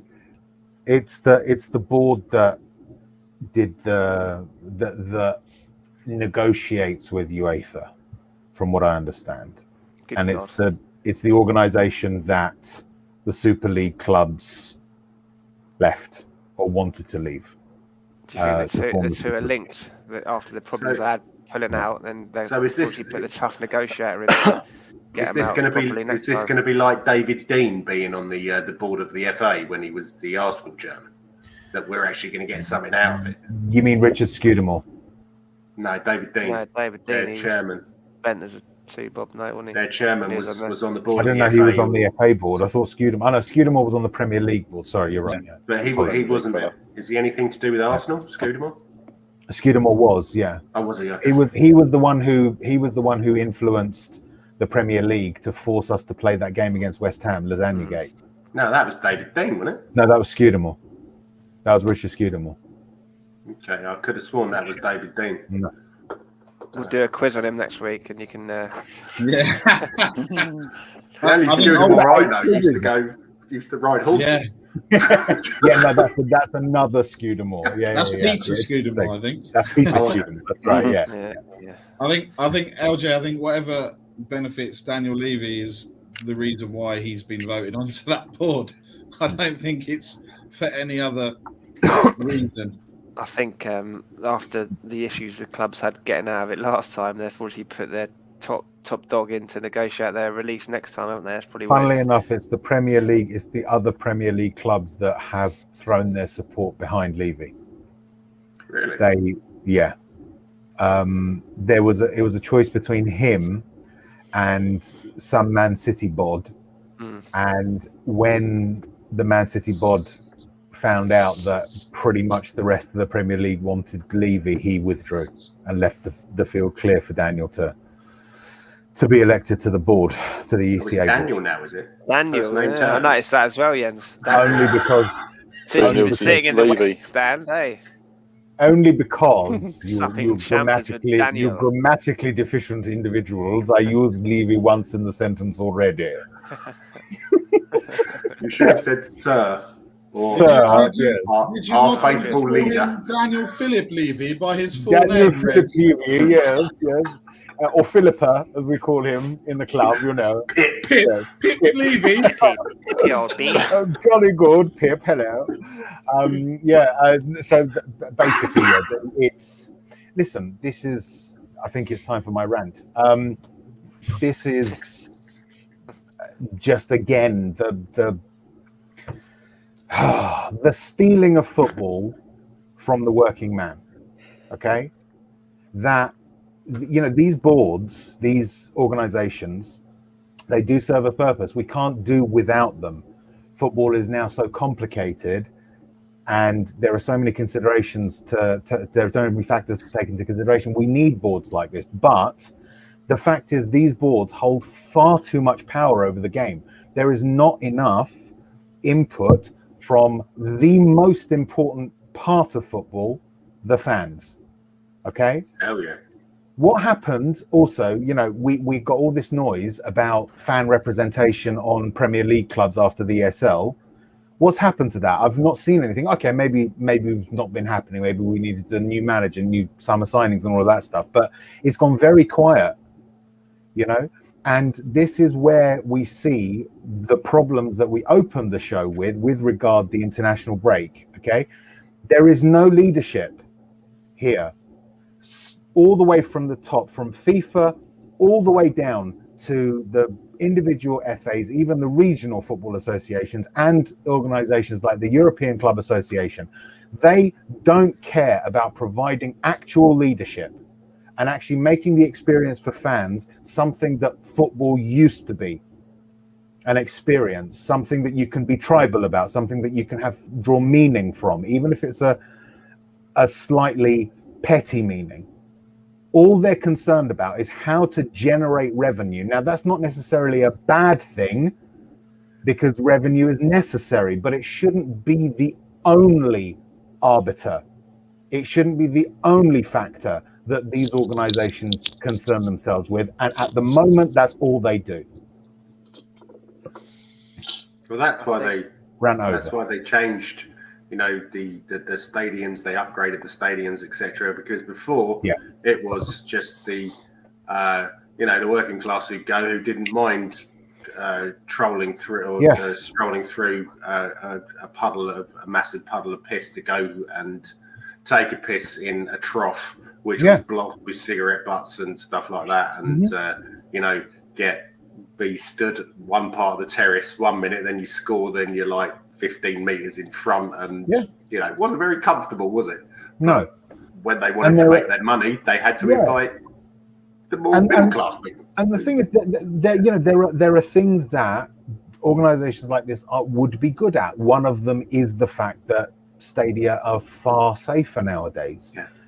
Because of stuff that happened like Heysel, like the Bradford fire, like Hillsborough. It's necessary, and you need that organization up there sometimes. But FIFA is the worst of them, and UEFA and all of the sort of Europe continental organizations.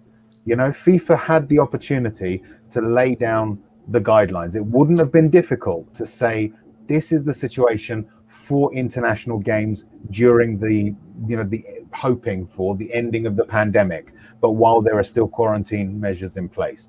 This is what we advise. Stuff like that, And they didn't. They said nothing.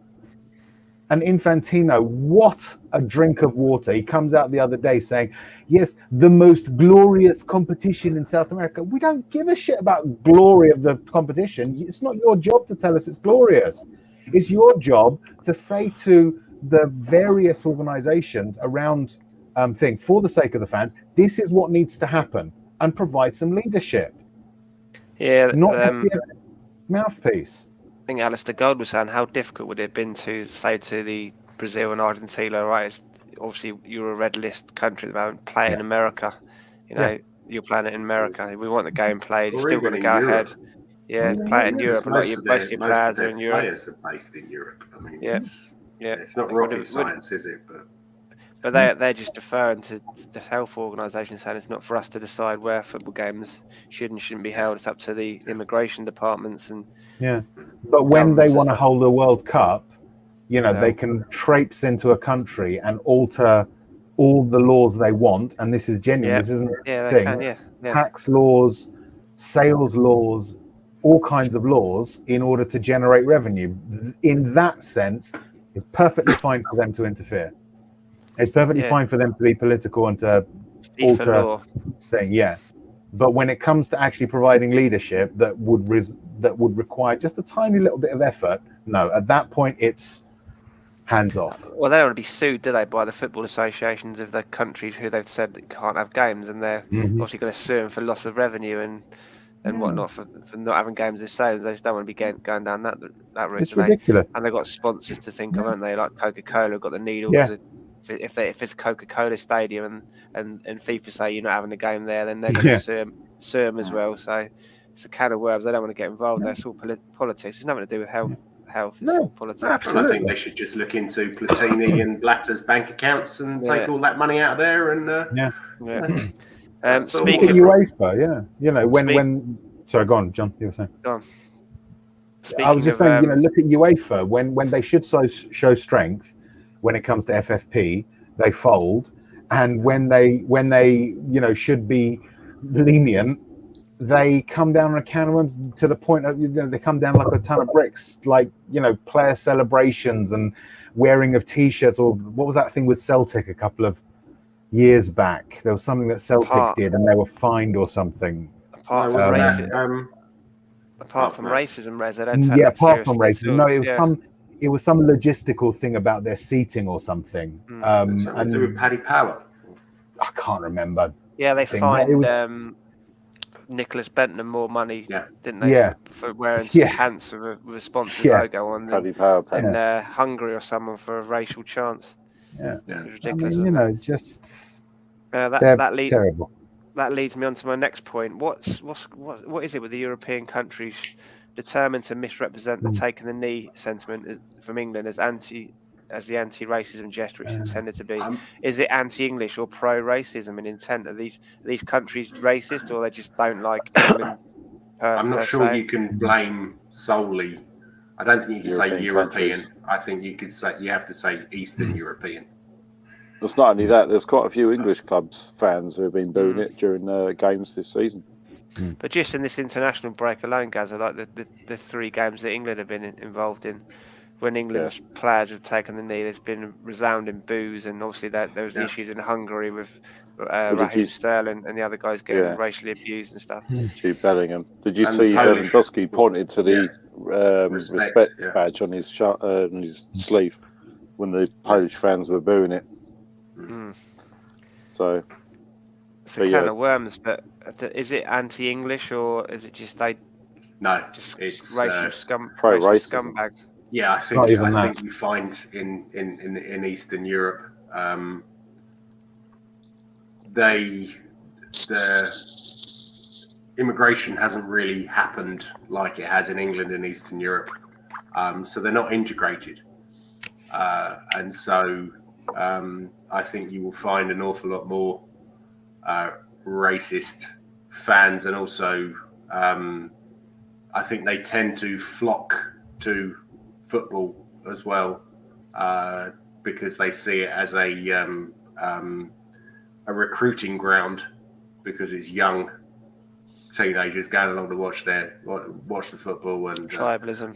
Have you seen this? Have you seen that? Have you seen what they're doing to our country? Have you seen this? So I think it's pro-racism. I don't think it's anti-English. I mean, everybody hates the English. We all know that, but it's not. It is especially me, Rez, and Kev. Yeah, it is. There is an element of racism to it, but it's not entrenched racism. Why is it Eastern Europe, or why is it more prevalent in Eastern Europe? Because that's the poorest part of Europe. It's a function of poverty. Okay, these places are poorer than Western Europe, and they are on the frontier of a lot of the immigration. So it's been repeated throughout history. I'm not going to go into the socioeconomic stuff about this because it's a football show, but ultimately, when you've got poor people and precarious situations, you get racism. Okay, it's been repeated throughout history. That's one of the principal drivers of it. It's not that they are inherently racist people. To say that would be racist. It's just that the situation that these countries find themselves in is a more fertile breeding ground for that sort of thing. And so you get it primarily in places like Eastern Europe. Do UEFA and FIFA, they don't seem to really get involved in trying to educate these football associations. They don't care. It's all about the money to them. On that score, there's not a lot that FIFA and UEFA can directly do. This is a governmental thing. This is their own governments that have to, they make ban them them from competitions. They can make them play behind closed doors. Isn't that where sport comes in, though, Rez, to make? Yeah. Well, that's the point. And so if you ban them, what you're really doing is basically making some irrational and angry people angrier, which is going to lead to more irrationality. This is the biggest problem with tackling stuff like racism, sexism, discrimination and stuff, is people have to be willing to learn in order for you to be able to educate them. You can't say, I'm going to educate you. It was a case of, are you able to be educated? A guy who's living on a couple of pounds a week, which in some places in Eastern Europe they are, they're not in a position to be able to learn this stuff. Football is their only escape. I'm not excusing it, don't get me wrong. I'm not saying they're right to do it, but it happens because it's a tragic situation for everyone. It's tragic because racism is so fucking stupid, right? It's not just wrong, it's just stupid. But unfortunately, irrational people do stupid things. Yeah, I think it doesn't necessarily come down to economic things alone, because if you look at the Chelsea fans, I mean, they're in theory from an educated country, yet they choose to be ignorant and racist bigots, don't they? To be honest, I mean, there's some guys in our local town when Chelsea are playing and they'll be racially abusing the black players, shouting at the telly, calling all names under the sun. Yeah. And we say to them, like, you guys would be nothing without Drogba, without some of the SEN, some of the black players that helped you win the trophies. Yet even then, they're still so happy to racially abuse the black players representing them. Now it's nonsense. It's not as prevalent. It's not as deep rooted or as widespread in this country. We as a society are very, very anti-racist. We know, we've seen what it causes. Our history has been involved in what happened. So in this country, it's not as prevalent. There are little pockets of it. And the thing to bear in mind is that the economic thing does also apply here. If you look at people like the EDL, it's generally working class white males who feel they've been left behind. With us, it's more of a political thing. The white male's complaint nowadays is, we aren't represented, but a black, lesbian is, a black woman lesbian is represented, but we're not, is their call.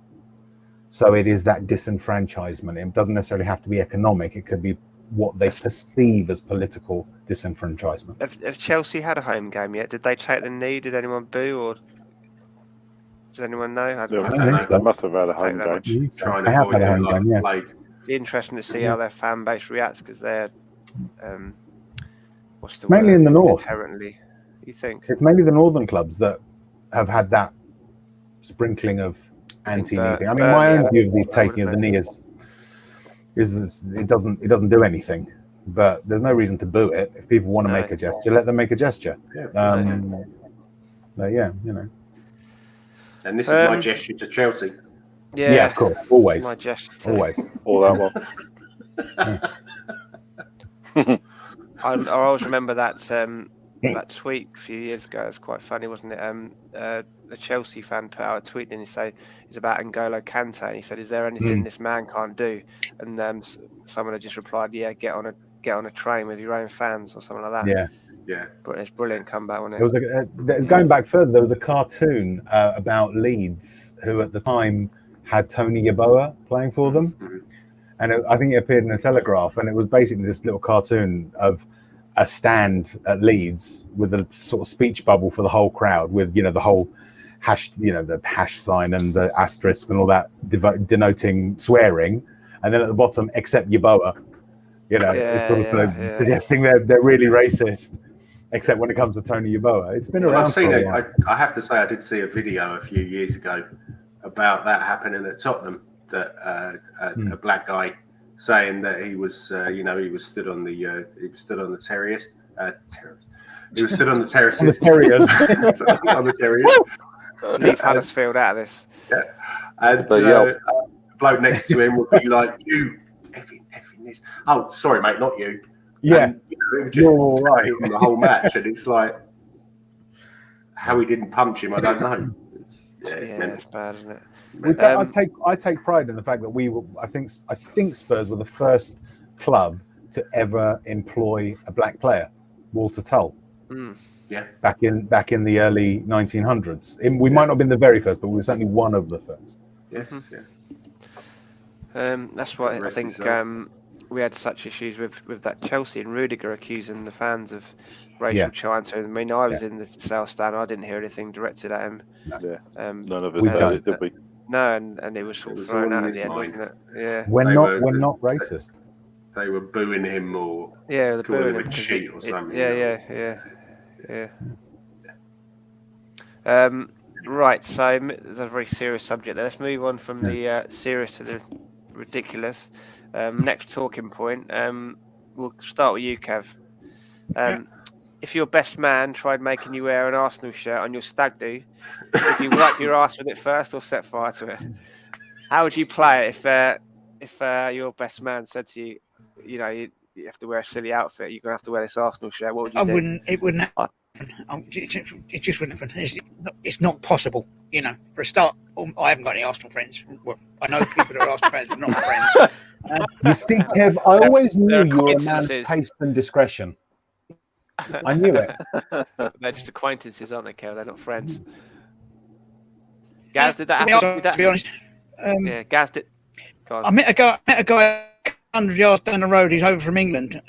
Talking to him for about half an hour. I was out walking my dog a couple of nights ago, and we were talking for ages about this and that. And the other. He said he lives in Swindon. This guy, and he's over for a funeral. And the very last thing he said to me said, "Oh, by the way, Kev," he said, "What team do you support?" Tottenham. He said, "Oh, I'm Arsenal." I said, "Right, see ya, bye." And walked off.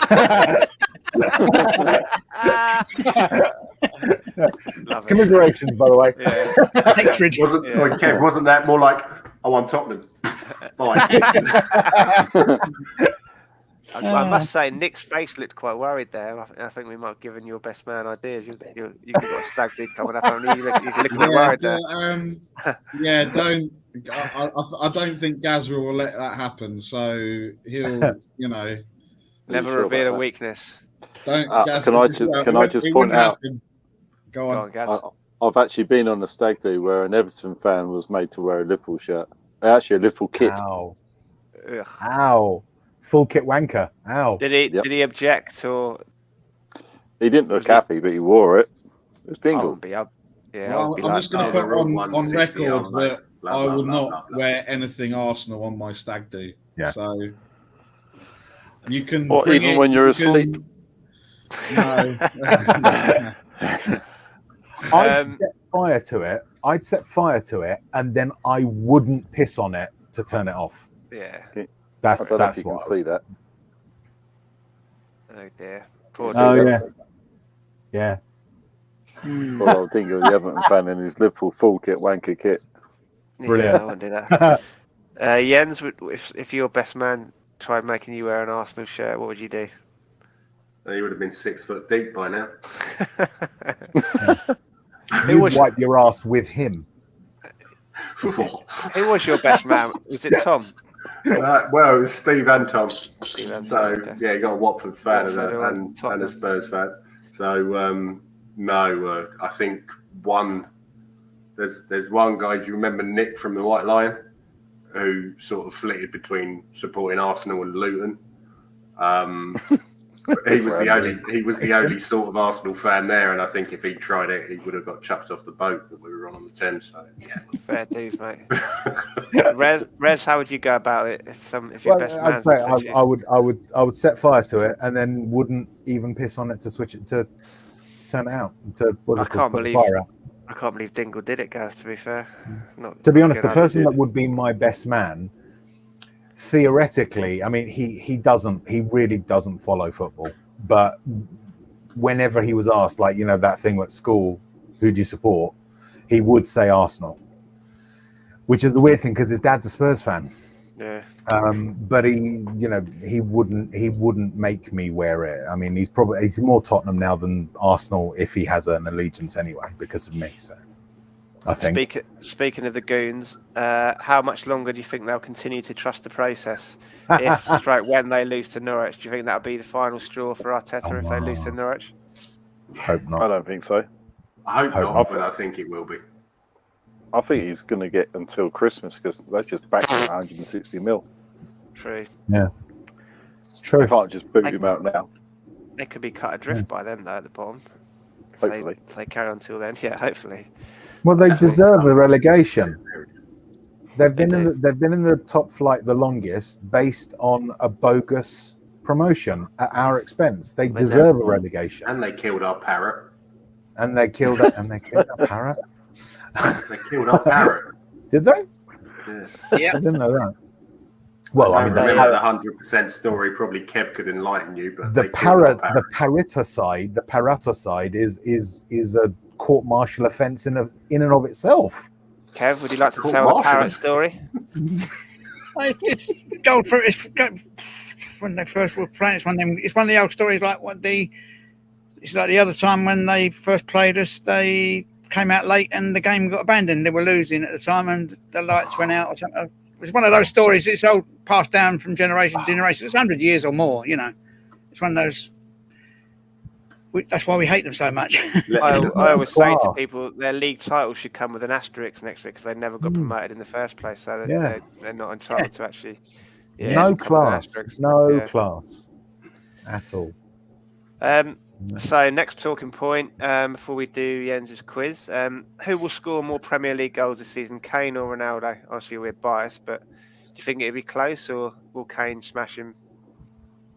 Yeah, I think all this hype and talk and everything else about Ronaldo. Yes, okay, if we were having an argument over what he's done versus Messi, and Messi was in a team where he's never gone elsewhere to try and do something. I mean, obviously he's gone to PSG now, but if PSG don't win the FA Cup, Great British Bake Off, and Strictly Come Dancing, then as well as everything else, then Poch is going to be in a bit of trouble. But yeah, I think obviously in terms of hype, Mendes has done a fantastic job with hyping it up and probably getting himself an extra 20 million in his back pocket for doing it. But I don't see how Ronaldo's going to suddenly set a light and score 20, 25 plus goals in a season. I mean, I don't even think he's going to play at the weekend, if I'm honest. So, and that'll be clipped and played back time and time again. Seriously, they're apparently charging £3,000 for a ticket to go and see him play against Newcastle. If he's not going to play, I don't think he's going to play. He's had a couple of days and that's it. So Daniel Levy will be bringing back Bale again, won't he, if he's hearing those kind of stories about £3,000 a ticket. Christ. Who's going to be taking the penalties then if Fernandes is there? Fernandes is. Yeah, Ronaldo missed a penalty the other night, didn't he? He has been their principal penalty taker since he arrived. Yeah. It's a question of will they do a shirt swap type thing, and Ronaldo now becomes a penalty taker. I still don't. You see, if he does, he might come close. I think, even though he is still in very good physical condition, he's been playing in relatively slower leagues for a long time. And I think, or I have an inkling that the physicality of the Premier League is going to be a bit of a shock to him. And I don't know if I think there's potential there to just make him relatively or a lot less effective with all that, because it's so intense. The Premier League, especially compared to Italian football, it is so intense that, you've got to really be a peak athlete to be a top draw player. He is a peak athlete, though, isn't he? He is a peak. But he is. But he's 37, and there just comes a point where you just can't push the envelope any higher as you get older. In your 20s, your body can take a lot of punishment. And I did say he's a peak physical specimen for his age, but whether or not that is enough, I have doubts. I heard that he's got I think he had some tests or something, and they said he had the body of a 26-year-old. Maybe so that'd be interesting to see. Yes. As you say. I might be completely wrong. He might smash it, but I still think Kane will get more goals. Oh, yeah, definitely. Speaking of people smashing it, Jens, are you ready for your quiz? Oops. Oh, sorry, is that the time? I must be off. Who's keeping score? Gaz, are you back in the seat again this week? I think Jens had issues with you I did it last week. Miscounting, didn't he? Didn't I think No. Jens? No. Yeah, Jens has had an issue. I don't like with any of the miscounting. scorers on this show. It's only because your check's bounced. All week, Gaz, he was saying he demands a recount. You got his total wrong. They're all. What should you have had, Jens? Do you want to set the record straight now? It was 10 points, wasn't it? I should have had 15. Wow. That's not even near Gaz. He's fucking mugging you off here. Gaz, would you like to respond to this scurrilous allegation? Yeah, I want to know where the 5 points that I missed out went. Yeah. Have you watched it back, Jens? Gaz wasn't back. I didn't think Gazza did the scoring last week. Yes, he did. Yeah, I did. Yeah, he did. Yeah. I was holding my fingers up. I did it the week before when Gaz wasn't here. Is this a historical maybe got me accusation mixed against up with Rez Rez. now, is it? It's a historical No, I think both of you. I'm going to have to keep my eye on you. Well, I'll tell you what. Why don't we both do it, and then we can just average it afterwards? Yeah. Are you ready, Jens? And I want Kev as well. 1 second. Yeah. 0. Never get a pen and paper. You getting your lucky hat, Jens, or not? Oh yeah, just a moment. Yeah, I've got a pen and paper. I'm going to jot it all down. Where's he gone? He's gone to get his hat. Yeah, I've got a pen. I've got a pen and paper as well, just in case he wants to. Where'd you get that from the car lot? LJ, how many questions are there? Amazon. Free advertising. If Amazon do want to sponsor us, please feel free to do so. Yeah, he's got a different hat on this week. Look at this. I thought I'd change it. Don't you bloody start. Who was that last week saying that? Oh, dear. Sorry, Right, you ready? Is everyone ready? Yeah. Jens, question 1. Didier Zokora made his competitive debut for Spurs on Saturday, the 19th of August, 2006, in a 2-0 defeat. Who was that against? Everton.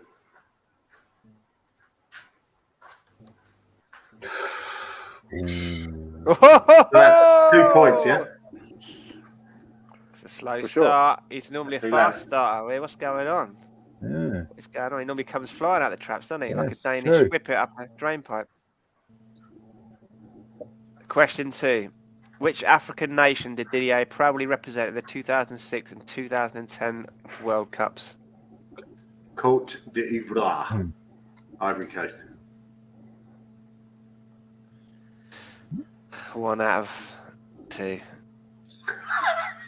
Look like you're having a bit of trouble there, John. Yeah, I know. Question 3. Spurs purchased Didier from Saint Etienne in France for £8.2 million following the 2006 World Cup. But which club did the French team buy Zokora from? KRC Genk from Belgium. Correct. 2 out of 3. Boom. He's picked up. He's picked up his form. Yeah, he's picked up his form. No, Question Wikipedia's 4. come up now. Yeah. Question 4. The same person was responsible for taking Zokora to Saint Etienne from Genk and to Spurs from Saint Etienne. Can you name him? I can picture him.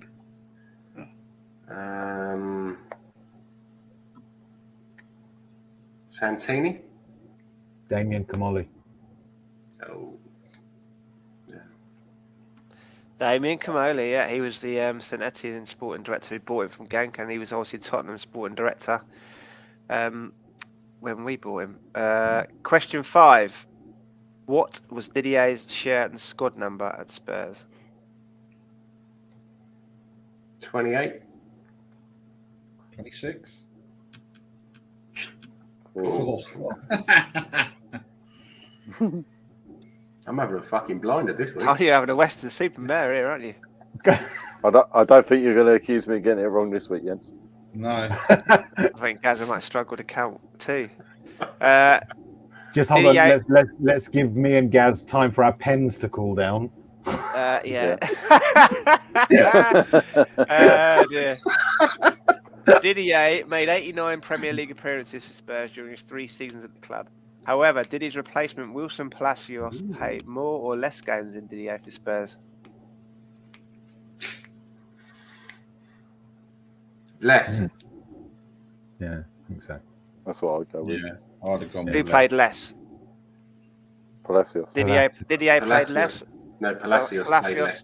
Played less. You're Yeah. correct. Correct answer. I was going to say, played, this fucking hat was going in the bin if that was wrong. Yeah. He played 65 games, Premier League games, as opposed to 89. Which Tottenham manager signed Didier Zokora? Might Oh, help. It was indeed. Stop. Johnson. I get enough of that on Eugene's channel. You don't have to start it on here.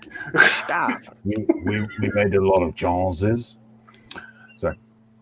That was my favourite. Think you realise how big I am? I don't think you realise. Do you remember when I used that in the sports bar in Marylebone? What, I don't think you realise how big I am.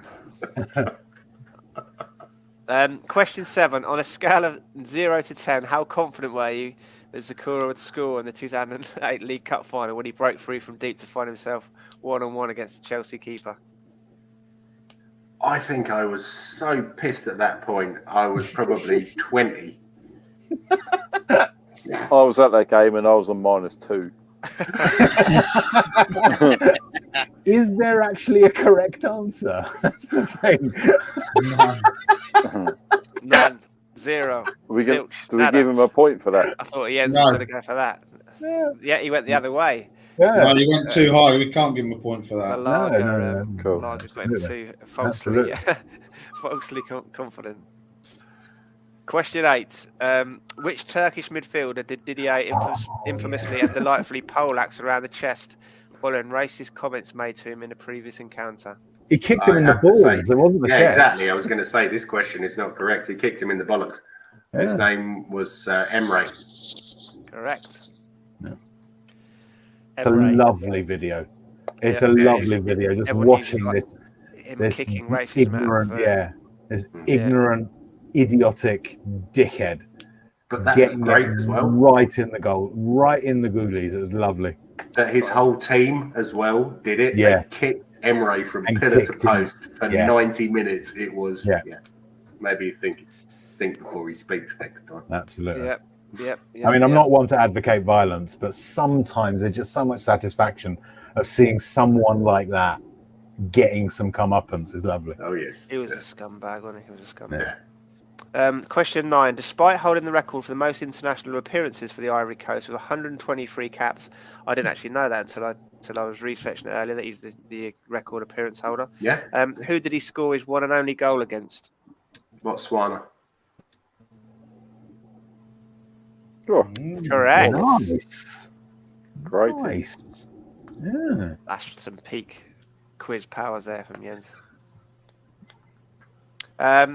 Question 10. With which club did Didier see his playing career come to an end in 2017?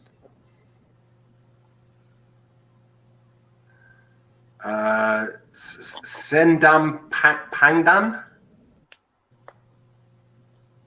Seaman Padang. Seaman Padang from Indonesia. That's both impressive and sickening. Yeah, and also, LJ, was there a clue in the question? There was, mate. Did you see that? Did you like that little? I did. Yeah. If you can reverse, playing career come. Oh, you saucy man. Playing career come to an end. That's Eugene's country as well, Indonesia. You're so naughty. No, Eugene's from Malaysia. Oh, Malaysia. Sorry, was that a correct answer? Yeah. Yeah. Cool. Jens just can't read his notes properly. That's all. So that's what did he get then? The dual scorekeepers. What He have we did got? he did better the second half. 1, Yeah. 2, 3, 4, 5. Sounds a lot like Tottenham. 7. Yeah. I got 8. 8. Oh god. I got 7 as well. I got Kevin, 7. No, I think we'll go with Kev because he says 9. Kev will have to be Norwich McWhirter. That means Norwich nothing. McWhirter. 9. Average that is 7.3. So you got Norwich 7.3. McWhirter. And we'll go to our Irish Norwich McWhirter here. Kev, Guinness Book of Records. 9. 9? As in German. German 9. Nine. Nicht. What are we giving him then? Oh, the hat's off. He doesn't care anymore. It's gone like 7. No, I was counting, sorry. Go with the consensus. 7. 7. Okay. I would have said 7. I demand a recount. 7. 1, 2, 3, 4. 1, 2, 3, 4, 5, 6, 7. It's fake 7. news. It's fake news, guys. Come on. So before we leave, we obviously did our Palace predictions last week, but that was before we knew that half the team were missing from the injuries they picked up under international duty. So goal scorer's not your going to be goal around, scorer is he? might not going to be playing. So do you want to revise your predictions for the Palace game, and if you can try and guess between you who's going to? We've already done who's going to play, haven't we? Actually, we guess we can't second guess him. So what's your score predictions and scorers? Jens? 1-0 Palace. We don't care who scores. Benteke. Rez? 6-1 Spurs, and Matt Doherty is going to get a double hat trick. Off his ass. I have no idea, to be honest. I really that last week when I said that I thought there would be chaos. I reckon now actually it's going to be less chaotic. Would you believe with the thing? But I can't call this one. I really can't. I can't see it. So yeah, I'm just going to. Our injuries balanced up against Vieira's shitness, isn't it? Yeah, exactly. It's sort of it might have calmed the situation down a little bit, but I don't know. I think it's going to be. You're right. Game. It might have calmed the expectation down, or for us being top and like whatnot. So. Yeah, I reckon it will be interesting, more interesting than we've seen, because our games have been functional up until now. I think this one is going to be different. I think they're going to pose interesting challenges that we might not necessarily cope with perfectly, and we're gonna expose a couple of problems that they've got. So I think chaos. I don't know what the score will be. Come on, I'll have to press you. You to score. I'll go with my original. I'll say 4-2 to Spurs. Goal scorers. Kane, Gill, and let's say Højbjerg. Yeah, two for Kane, 1 for Gill, 1 for Pierre. Let's go with that. Just off the top of my head. Barry, what are you thinking? Well, my last prediction was 1-0 Spurs based on the last 3 results, but I'm going to go 0-0 because I just don't know. Like who's your goal scorer? Who's going to be my goal scorer? What, 0-0? 0-0. There's going to be no goal scorers if it's 0-0, LJ. I hate to make the obvious point there too, mate. Kev? I keep changing on this, and I'm not sure if Sonny's going to be playing or not, but I fancy a 3-1 with Sonny, Kane, and Dele. Remember that, people. That'd be very nice. Get down the bookies. Gaza? Yeah. I think originally said 1-0. Sorry, 1-0, didn't I? And Sanchez to score. Obviously, he won't be there, so I'm going to go 2-1 Tottenham, Dele Alli, and Lucas Moura. Remember that. Awesome. Right, before we go then, any other business questions for the panel or viewers in the comments? Anything we haven't talked about? Nick, you normally have a few talking points. Have I covered most things Tottenham this week? Yes, mate. I don't think I've got anything. There's nothing else to really talk about apart from an outrageous admin fee that Levy's stuck on the £50 3-game Europa League. Again. Again. But how much? I don't know. That's what I was trying to look at when I was getting all confused. Because I was debating whether or not, and I was looking at the dates, and it's £50 for 3 games, and then it was just, I don't know, it's caused. It was like are they doing a family package? There was a thing from Ticketmaster saying Ticketmaster and the club have agreed a reduced admin fee of £3 per transaction or something. 75 quid. Yeah. 85 quid for 3 tickets. Oh no, they haven't got. No, it wasn't admin fees, was it? No, it's credit card fees that they got rid of. Admin fees are just ridiculous. It's like, look, if you're selling something, the price should reflect how. I mean, how do I not pay an admin fee? Yeah, exactly. It's part of the price of what I'm buying. I'm going to go and get something that none of us have probably seen for a very long time. Yeah. Please tell me he's not taking his trousers off. Well, I said what we haven't seen, not what your wife has seen. Not seen again. I mean, an actual ticket to go and watch a football game. Amazing. Albeit Oxford United. Yeah. All right. I was going to say it's like Oxford. An actual ticket, and I was like, I don't know what that looks like because I'm so used to having it digitally and everything else. I mean, I don't think there was no admin fee on that. So, Red says most, and that's on paper. All their fees into the price, don't they? Yeah. I'm sure. I mean, it's like complain to trading standards. What is the point? What purpose does it serve to have this admin fee? What purpose is there in having it separate from the price of what it is you're selling?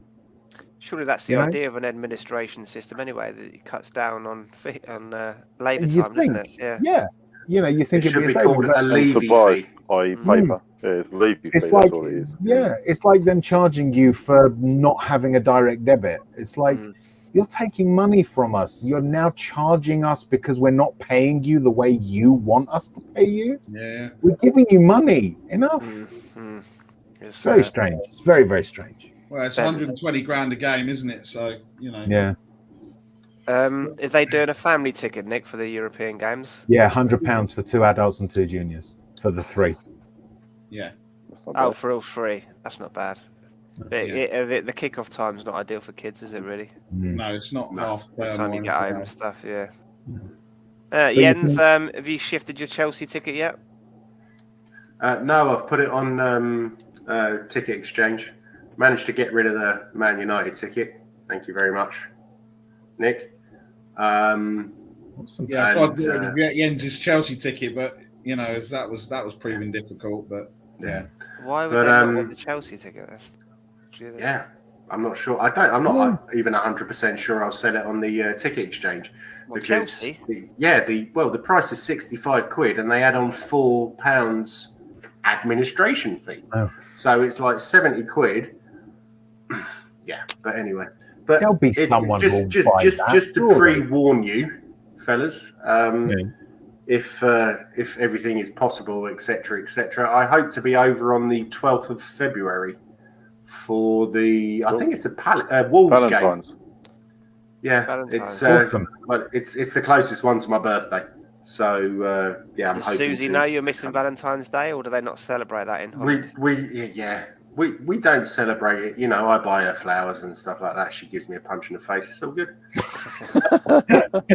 Remember that European game, Gaz? I love red roses out your ass. I love Tottenham more than you. And on that note, I guess I should play our brand new video again to say goodbye. Say goodbye, everyone. Goodbye, everyone. Friday next week, Leave you out. Remember, when you're watching this back, or if you're what was that, Kev? Next Friday. Friday next week, Europa Conference League, isn't it? Thursday? Yes, that's right. Yeah. Friday, next Friday. Ren game, haven't we? We'll be back next Friday at 7 or 7:15. We'll say 7 for now. See you all next week. Good night, all. Thanks very much. Night all.